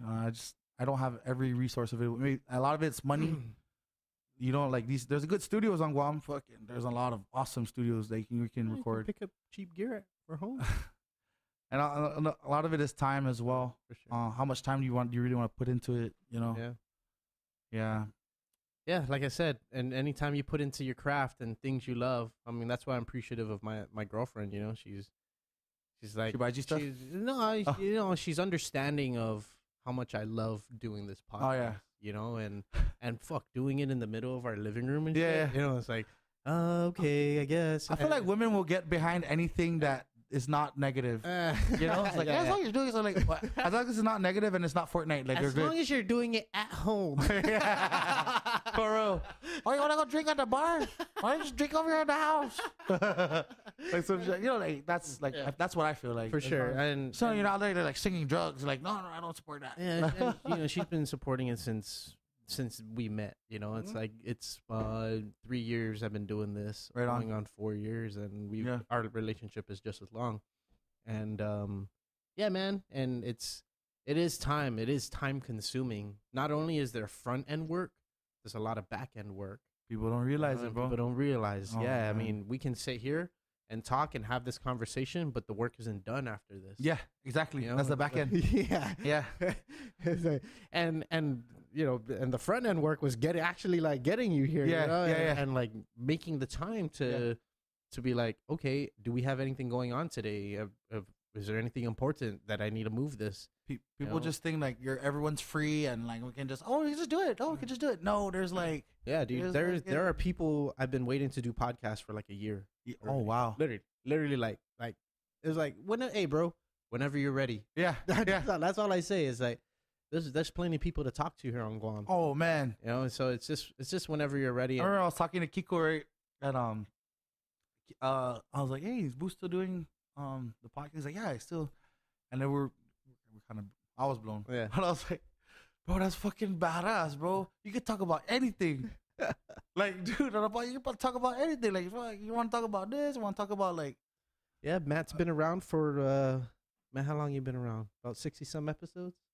Nice. Yeah, just about. Is he like a producer? Yeah. Right So him and Brian have helped me out since October of last year, and that's when we started the whole video stuff. Mm-hmm. And so we're slowly trying to get it right and make it something. So he's the producer. Him and right on. They're co-producers. Brian's not here. Hey man, whatever your passion, you know what I'm saying? Like everyone has their thing, right? It's weird. So like with music, right? I feel like since I do music, people just think like, oh, that's all he does. Yeah. No, that's not all I do. There's like I was just thinking about it like yesterday. This Veterans Day in my like last, what was it, 8-9 years, maybe let's just say 10. I've done a lot of things. People are like so versatile. Yeah. But in Guam, we are like as a people, we're very multi-talented and can do any job. Right, you know what I'm saying? Like fucking the same guy that cut your grass could be the fucking guy performing at your fucking. I'm a doctor and a mechanic. Some shit like that. Yeah, bro. You gotta cut. Sew that up. You gotta change your carburetor, bro. I remember I did a gig once. Right, Matt? Matt's the mechanic and the producer. Like fucking, we can mix cement, nigga. We can fucking go out there and MC fucking your wedding. Yeah. Like Yeah. They were very multi-versed individuals, and that's one of my things too. Is like I hate I don't want to say hate. Hate's a bad word, but it is. It's a very strong. I just like when I get put in a fucking category, or Yeah. For a while, some of my colleagues in music, they just thought they're like, oh, that's all he does is just reggae. He's a stereotypical drunk, goes to the gigs. At the time I only drink now. I'm on that the Irie life. So it's like, I probably shouldn't have said that. But you know what I'm saying? Like, I'm not limited to just that. As me being stubborn is what I guess compelled that. Just because you don't fucking get to decide who I am. Yeah, I decide that. You know what I'm saying? Like, you haven't lived what I've lived through. A lot more, and it irks me when people like. We're like a shit talking culture in Guam, like your friends, like I don't give a fuck. That guy's just local, like you just can't even fucking talk shit to him. Like, nah, dude, come on, man. Yeah. I have a little bit of talk to me with some kind of tact when you speak. Like don't just fucking. People like to come up and be like I haven't done shit. Right. I haven't fucking put in work for my like. I just like, oh, he just fucking goes out and drinks. Like, no, I've I've been through some shit, you know. Yeah. I mean, no, life happens. Yeah, Right. and it's just one of those like you don't, after a point, you don't like hearing the same thing, and then you want to change it, you know. So that's why I started branching out and doing different things. My one thing I would like to say though is on Guam, I feel like I want to see people stop lowballing and pay people what they're worth. Well, I think and this comes up every time I talk to musicians. Every single time I talk to musicians is, there needs to be a guild. There needs some Like some like a sort of union. Yeah, you know, and it's been brought up many times, but you know where I don't want to shoot the idea down. and you pay a membership, Yeah, you know, to be in this union, and it helps musicians help other musicians to help people get more exposure, and I think that's what's missing with the music industry is like right now it's to each his own. It's like we're gonna do what we can to do, and no one has done enough to be able to help others, right? I mean, look at Four Piece is the first band to actually break through into the American reggae scene. yeah, and be charted nonetheless. Right, and be known, and people wanting to tour with them, and until they're done with that experience, and maybe like another 10 to 20 years, they'll be able to help other bands do that. But it's like it all, and it baffles me just because the amount of talent there is here, you know, and it's no longer, how do I say this? It's like it doesn't get fun to play out in the bars anymore. After a while, it's like an obligation. It's like the same people over and over again that you see, and maybe you're playing the same list of songs. That's what kills you. If you're not willing to evolve, you know what I'm saying? Yeah. You know who I think does it right? Trey. Oh man, Trey's awesome. He does it right. I love Trey. He plays all kinds of music. Yes, because he can. He's like that type of musician, caliber musician. Yeah, and every time I see him, it's like, wait, I thought you were playing. I thought you were in a different band. Yeah, playing different kind of music. Wait, aren't you in Sriracha? And he's extremely talented in that sense. I love about Trey. He's super humble. Yeah, super humble. Like he and his jokes too. Like when he jokes about, you read his posts. Yeah. Oh, that Trey's awesome, bro. But he wasn't too fond of the Inner Voices remake. I saw that post. He goes, wow, I think it's crap, but I'm glad people are recovering old music. Who is that guy? I don't know. I'm not too sure. I think he's coming to play. Yeah, he's coming to play for the concert that's they're putting together next month. On that, I liked it. Not necessarily the way it sounded, but the idea behind it. Well, stylistically, it's creative. Like very millennial-ish. Yeah, you're taking an old classic. Yeah, and it's like Michael Bublé fucking remaking a Frank Sinatra song. Yeah, and he did that many a time. Yes, you know. Yes. I mean, and it's I thought it was cool too. If anything, he opened up a door for like tomorrow music to be covered in that style with the visual that it did. Yeah. They did have, you know. That was an awesome cover. Like people were like hating on it. I'm like, first of all, motherfuckers, can you sing? Yeah. Can you fucking record and do exactly what he did on that? So like, you know what I'm saying? You have no room to fucking. But that's where we come from, a culture of just talking shit. Like, it's sad, bro. Yeah. Trey probably could have done it better, but he's badass. He's badass. So I guess if anything, he has a little bit of leeway to talk shit. You know, if anything. Yeah. But fuck it, Trey, we love your music. Yeah, we love you, Trey, bro. We were supposed to start a country band together. Really? I was like, yeah, bro. For real, I approached him, and I guess I just got busy again, and he's kind of busy too as well. But eventually, we're gonna link up and do something. I've always wanted to jam with him. 24 hours in a day, Candy. There's not enough. There's not enough hours. I'm curious. Do people have a hard time calling you Candy? Is that your birth? No, right? Candido. Candido. So okay, that's funny. It's funny you mentioned that because this is how I know people knew me from back in the day. Okay. I didn't start going by Candy until. That's how I met you. Until maybe 20 when I came back to Guam 2011. Okay. Because in the military they were like Taman. I was like, okay, shoot.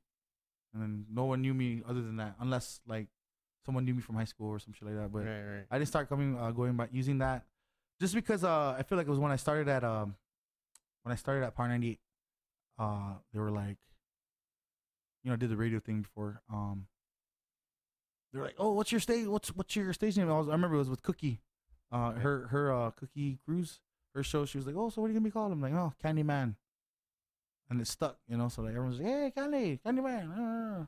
But when every now and again when I hear that Candido, I'm like, oh fuck, what's up, bar? Like, don't say that shit too loud. You know what I'm saying? Like, come on, dog.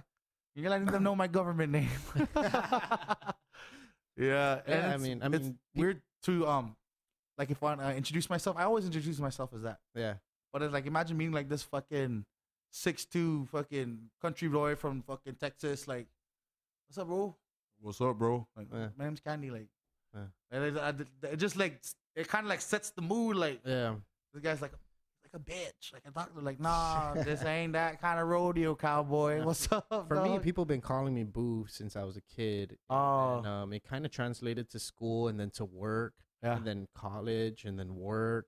And then one time I met a guy and I started going with it. I was like, all right, I just started introducing myself as Boo, and this was back in college. And what is your first name?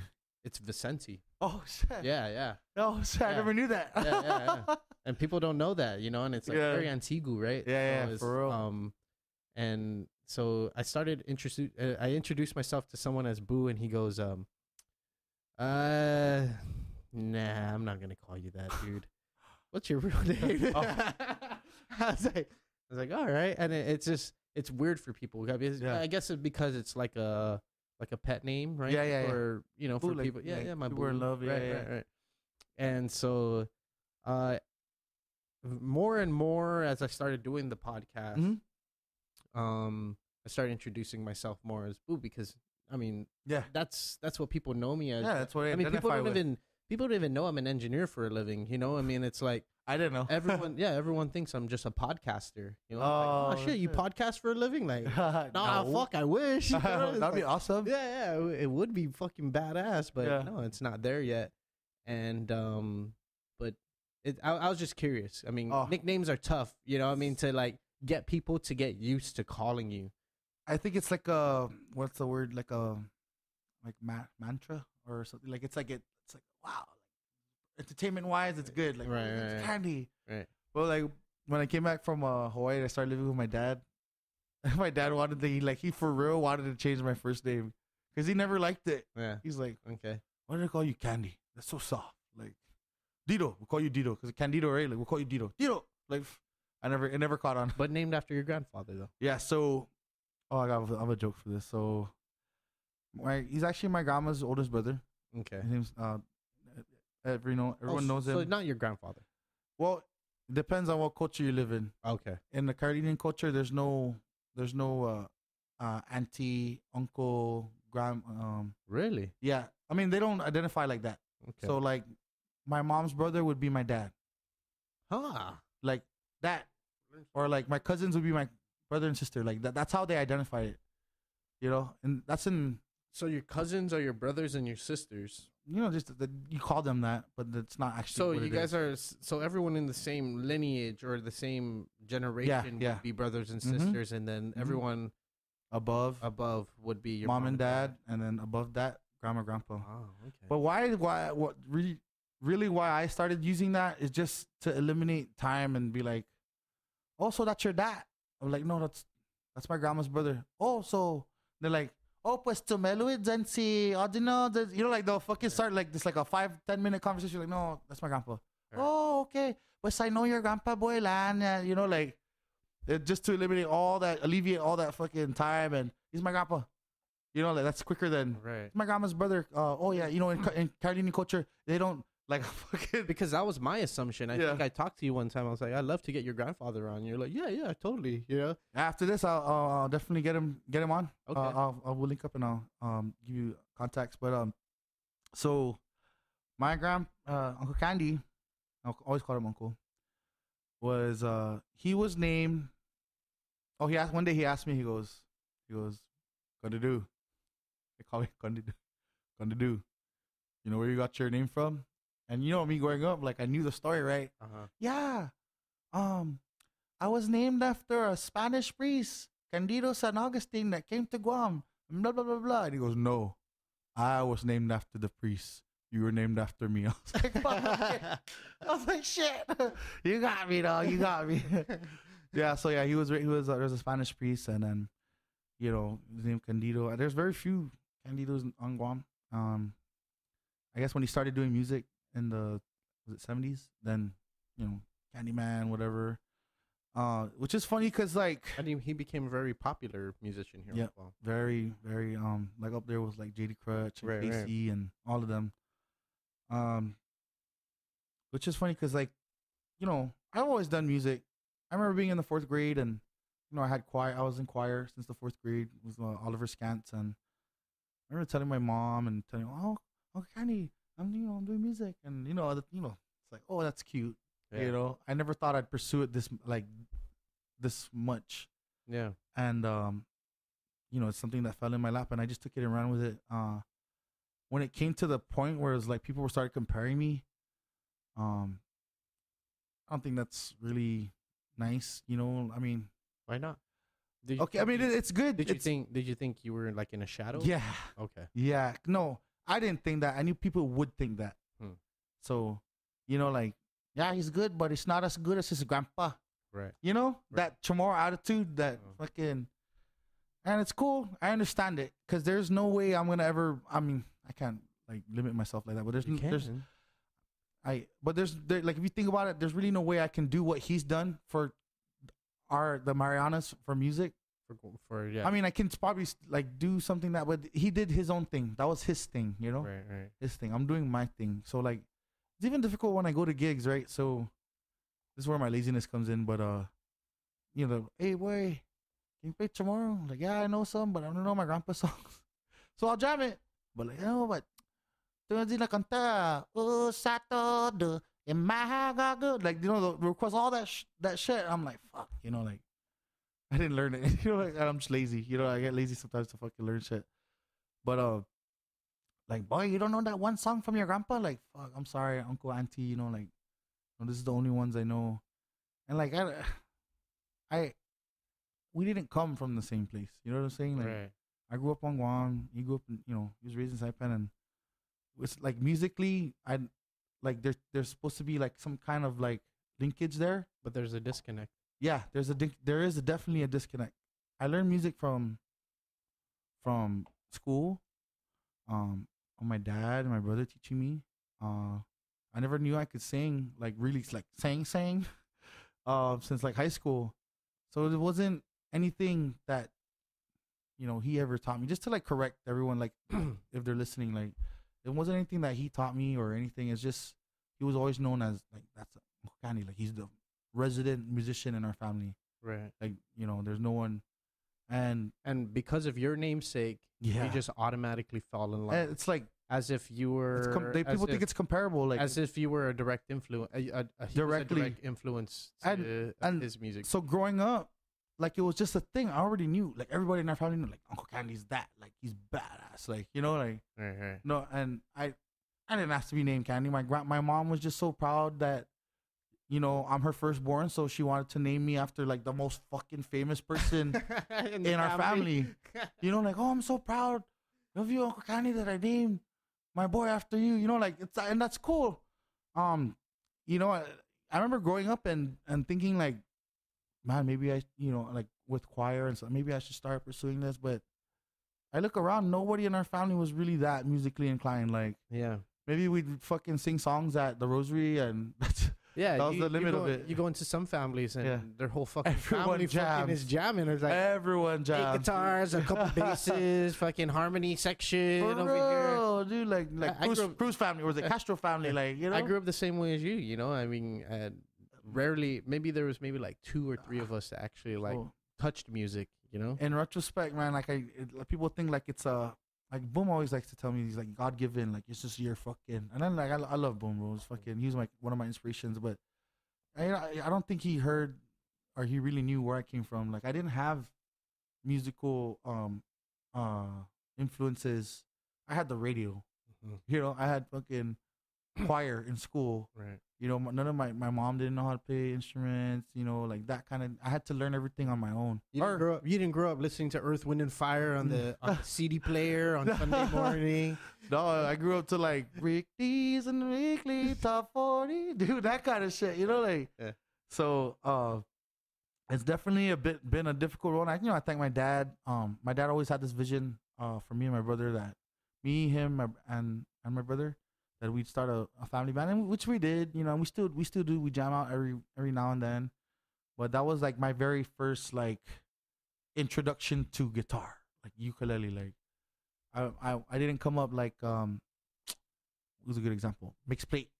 You heard of Mixed Plate, right? Yeah, Uncle family Ulu. band. Yeah, family band. But Right. They watched, you know, and it's a beautiful thing about it is like Los and Leah, they've watched their dad, you know, they knew he was a musician. And they grew up in they grew up the in environment. And that's why they were they're the kids running around during the gigs and stuff. That's why they're so badass. Like, you know what I'm saying? Just naturally, I had to, you know, I had to find my own like kind of thing, like my own rhythm and things, you know, like I had to, when High Rise first started, I knew how to play the guitar. I was cool. You know, like I knew, jam basic chords, but I couldn't play guitar for the band. Yeah. Cause I wasn't good enough. Like these guys had fucking years of experience of playing guitar, leading, soloing, and all that kind of shit. You know, like I was just good for singing because I had a fucking nice like rhythm. You know, like it was good. It was good enough for that at the time. So from there, I had to like, do I really want to do this? Okay, shoot. If I have to do this, I gotta learn how to fucking play the guitar. I gotta learn scales. I gotta learn how to harmonize.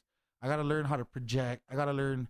There's so much things that go into just fucking you. And you go into watching to, if you go into any stage or where there's a performance going on, and whether it's one person, three people, a whole band, there's a lot that goes into that. And I feel like people don't acknowledge or realize it. They just think like, oh yeah, he's good. Oh no, that sucks. Because they're not to like their fucking standard. Like they don't realize how much I had to practice to learn how to play the bass line with my fucking thumb and strum the rhythm. You know, like to give an example. Yeah. It's it doesn't like, oh okay, C minor flat. Yeah. It didn't just happen overnight. You know what I'm saying? Like I had to actually go home and practice. Yeah. I think I'm already exhausted all my musical conversation for the day. Yeah, bro, that's the extent of my musical knowledge. But well, that was me too. You know, I mean, it was only anything I learned on Ultimate Guitar or Guitar Tabs or Tropical Storm Hawaii or whatever. Tropical Storm Hawaii, dude, that was my shit, bro. Holy shit, is that still around? No, I think I looked it up recently and YouTube's definitely been making me lazy, bro. YouTube makes me fucking lazy. Like I can figure shit out, like you know, whatever. I'll like listen to the bass line and figure the shit out. But I'm like, do I really want to spend like an hour trying to like, okay, how do you play this and this on guitar? Fucking pops up, like, dude. Hey! My problem is I have a hard time remembering the lyrics to songs anymore, dude. You know, it's like I can only remember the lyrics to my own song. I can barely remember the lyrics to my own songs because I haven't jammed them in fucking the last 3 years. You know, it's like it's use it or lose it, bro. Yeah, and, you know, I fucking agree with you. It's use it or lose it. It's one of those like if you haven't like, let's put it in retrospect. Say you played a song in 2012 and then someone requested the song like tonight and you like know the song, but you fucking haven't played it. You're gonna fuck it up. You're guaranteed not gonna know the second verse. Fuck, that's all I know, guys. I'm so sorry. I'll sing the chorus again. So stupid me, right? At gigs, like I got this from Gene. I think I got it from Gene Castro. Gene's one of my mentors. We do like, if you have a request, don't be shy. Feel free to shout it out. Write it on a $100 bill or write it on a joint. Send it up to the stage. We'll be more than happy to take care of you. And so I always do that. If I don't, just to see it, because like if you know the song, like, oh, you're badass. But if you don't, it's like, what do you do? Yeah. What do you do then? I was like, oh yeah, if you know it, we'll play it. If you don't, come back next week. Yeah.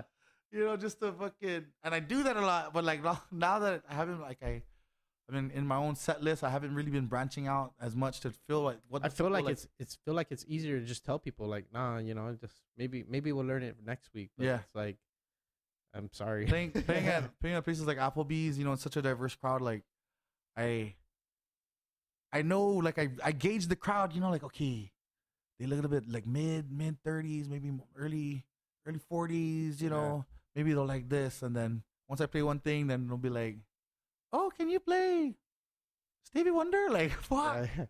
Was that's one of the points, the cases like where I was like, okay, shoot, I don't know any, but come back next week. And sure enough, they came back. I fucking had to learn "Isn't She Lovely," which I, you know what I think was funny about that day? It was a Saturday. They came on a Saturday, but they usually come on Fridays.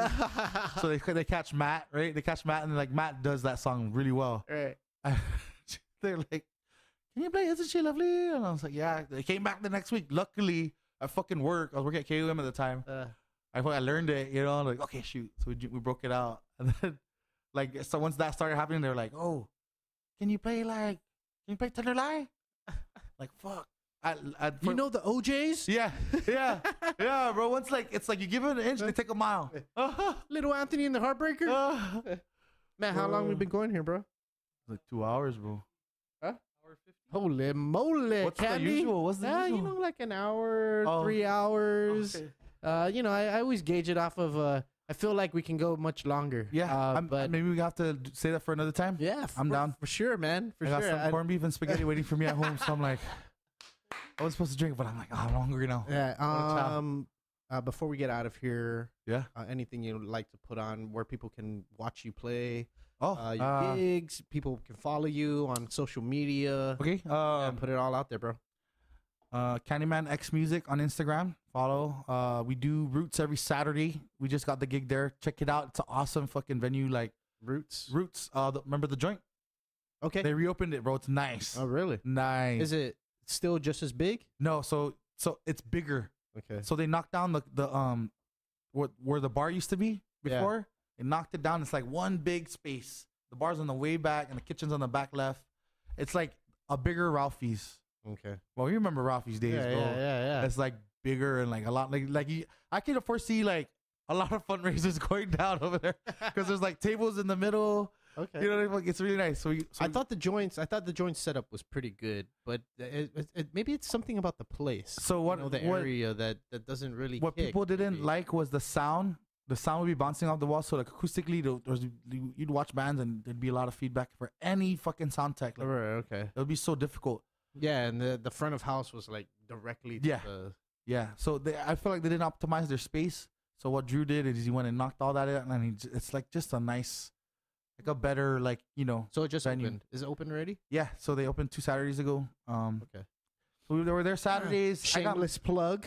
Yeah. Shameless plug for Roots. Hey, you know, might as well. You know what I'm saying? Like, hey. Go ahead. And then I just, where am I? Candy X Man, find you playing at the Roots on Tuesdays and Thursdays? No, that's every Saturday. Oh, every Saturday? My bad. And then Lobster on Tuesday, but that's just like whatever. I mean, it's a really good. There's lobster, the best lobster in Guam. It's my favorite fucking gig. But yeah, and then I used to do the lobster gigs. Yeah. That was my very first gig ever, as a matter of fact. Yeah, like 2007. Playing to all the tourists and stuff. Yeah. I mean, I like it when 350 used to jam there. Remember them? 3 for 50. Chris Boomer, Gene, and Joe. Joe. Yeah, right. I remember. I love those gigs. Yeah. Also, just real quick, I'm looking for offensive linemen for our season coming up. So put it out there. Yeah, we need offensive linemen for the Eagles. I don't know if you guys want to come check us out. We're gonna start practice the last Monday of this month, so come check it out. And what about messaging? Consistency, dedication, motivation, and something else. But yeah, consistency is crucial if you ever want to get at something. Agreed. Everyone had if you have a dream, it's okay to dream big, yo. Yeah. There's no limit to like what a dream has, but as long as you have one and you work towards it, because I guarantee you, I could be like a fucking like a career speaker or some shit. Like, dude, life knocked me down like plenty times, but like, you know, I just kind of like, all right, I'm not dead, I'm not in jail, so like, what's the problem here? Like, right. Be consistent, like, get back up. What is that? Crown says, fall down 7, stand up 8. Yep, that kind of. So consistency. I think that was Modest Yahoo. Oh, was it? I don't know. I saw it on one of their shirts. So I was like, oh, that's fucking I don't think they came up with it. I think it was it might be a inspirational quote off of Instagram. I don't know. Yeah, I've heard it since I was a kid. So, but yeah, that's my main thing. Like, dude, like, just I feel like we should just accept that life's gonna fucking take you down. Just life in general. yeah. You know. So you're consistent with something. You have a goal. Again, don't let that. That's like that. Look at that shit as minor. Yeah. If you're expecting your 20s to be easy, Fuck no. Fuck no. guess again, motherfucker. It's just it gets easier later. It does get easier, But no. it's one of the hardest times of life. Yeah. Trying to figure out what you want. Your 20s till you're about 25. When you're 27 and you're trying to figure it out, it's like, fuck, man. I mean, Yeah. I thought what I've been doing I love, but it's not doing it for me. Hey, just find your happiness. Yeah. Right. Yeah. No matter what it is. But anyways, your why. before I disturb your thing, Yeah. go ahead and That's basically consistency. Find your why. Trust the process. You know, all the shit that I used to do, like listen to when I was like lifting weights. Yeah, go every day. Consistency. Your muscle's not gonna grow if you don't fucking go to the gym every day. You know what I'm saying? So yeah, it's like relevant in life too as well. So everything is. I might not be the best motivational speaker, but damn it, I've been through some shit and I made it through on the fucking, I'm alive. Right. If anything, been down a few times. You're almost off the calendar, Candy. Bruh. Like one more year? Next year, I'm 32 next year. So. I'm 31. Holy shit, bro.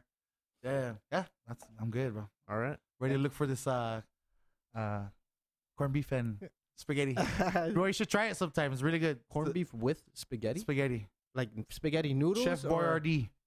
Chef Boyardee. So instead of like regular ground beef or like meat. No, get the Chef Boyardee and mix it up with the oxen palm. I got the oxen palm Tabasco. It's a Samoan thing. Okay. You like ask any someone like, oh yeah, corned beef and we call it pisupo. Pisupo and meatballs. Yeah, it's good. It's good, Charlie. So I'm about to go slam that real quick. Bro. I'm hungry, bro. Fuck. Candy. Yes, sir. Thank you, brother. I appreciate your time. Yeah, man. Let's do this again. Yes. Yeah. Sessions. Yeah, I hope you enjoyed it, dude. Yes, that was fun. Yeah. Next time I'll bring my own beer. yeah. We might have to bring a whole case of beer. Yeah, roll it. I was like, I think I'm gonna finish that beer. I saw you drinking that beer. I was like, holy shit, he finished the first glass. I'm still like here. I wasn't lying, bro. I wasn't lying. Oh. Yeah. But yes, thank you, Brian and Spirit. Maddie loves you. Yes. I love you, and thank you for listening. Take care, everybody. Hey guys, thanks so much for listening to this episode of the podcast, Candy Taman, right? I told you it was gonna be a good episode, and it was. I'd like to give a special shout out to our sponsors, Mosa's Joints, serving up the island's best chow, happy hours, and vibes, wrapped into one package. 2 Dimension Systems, providing the best computer and IT solutions on the island since 1987. And to finally stroll Guam, use the code word RANDOM18, RANDOM18, and get $10 off your next ride. Don't forget to support us on Patreon, because guess what? Matt and Brian benefit off of it. They haven't yet, but they will. They just don't know what I have planned up my sleeves. Slippity sleeves there. And this is where you can become the podcast. We're working on it. Maybe I'll make Matt do videos and shit and entertain you guys on Patreon. If you're listening to this on iTunes and you like the podcast, or you love the podcast and you haven't rated the podcast, do yourself a favor. Go to the main page on the Master Random and go ahead and rate it. Leave a review. Give us any kind of stars you like, but 5's always good. But whatever you like. We only try to provide the best content for you here in the Pacific Ocean, where we are floating over the Mosa Trench. We're gonna tip over. And finally, thank you for always being the baddest. Goodbye.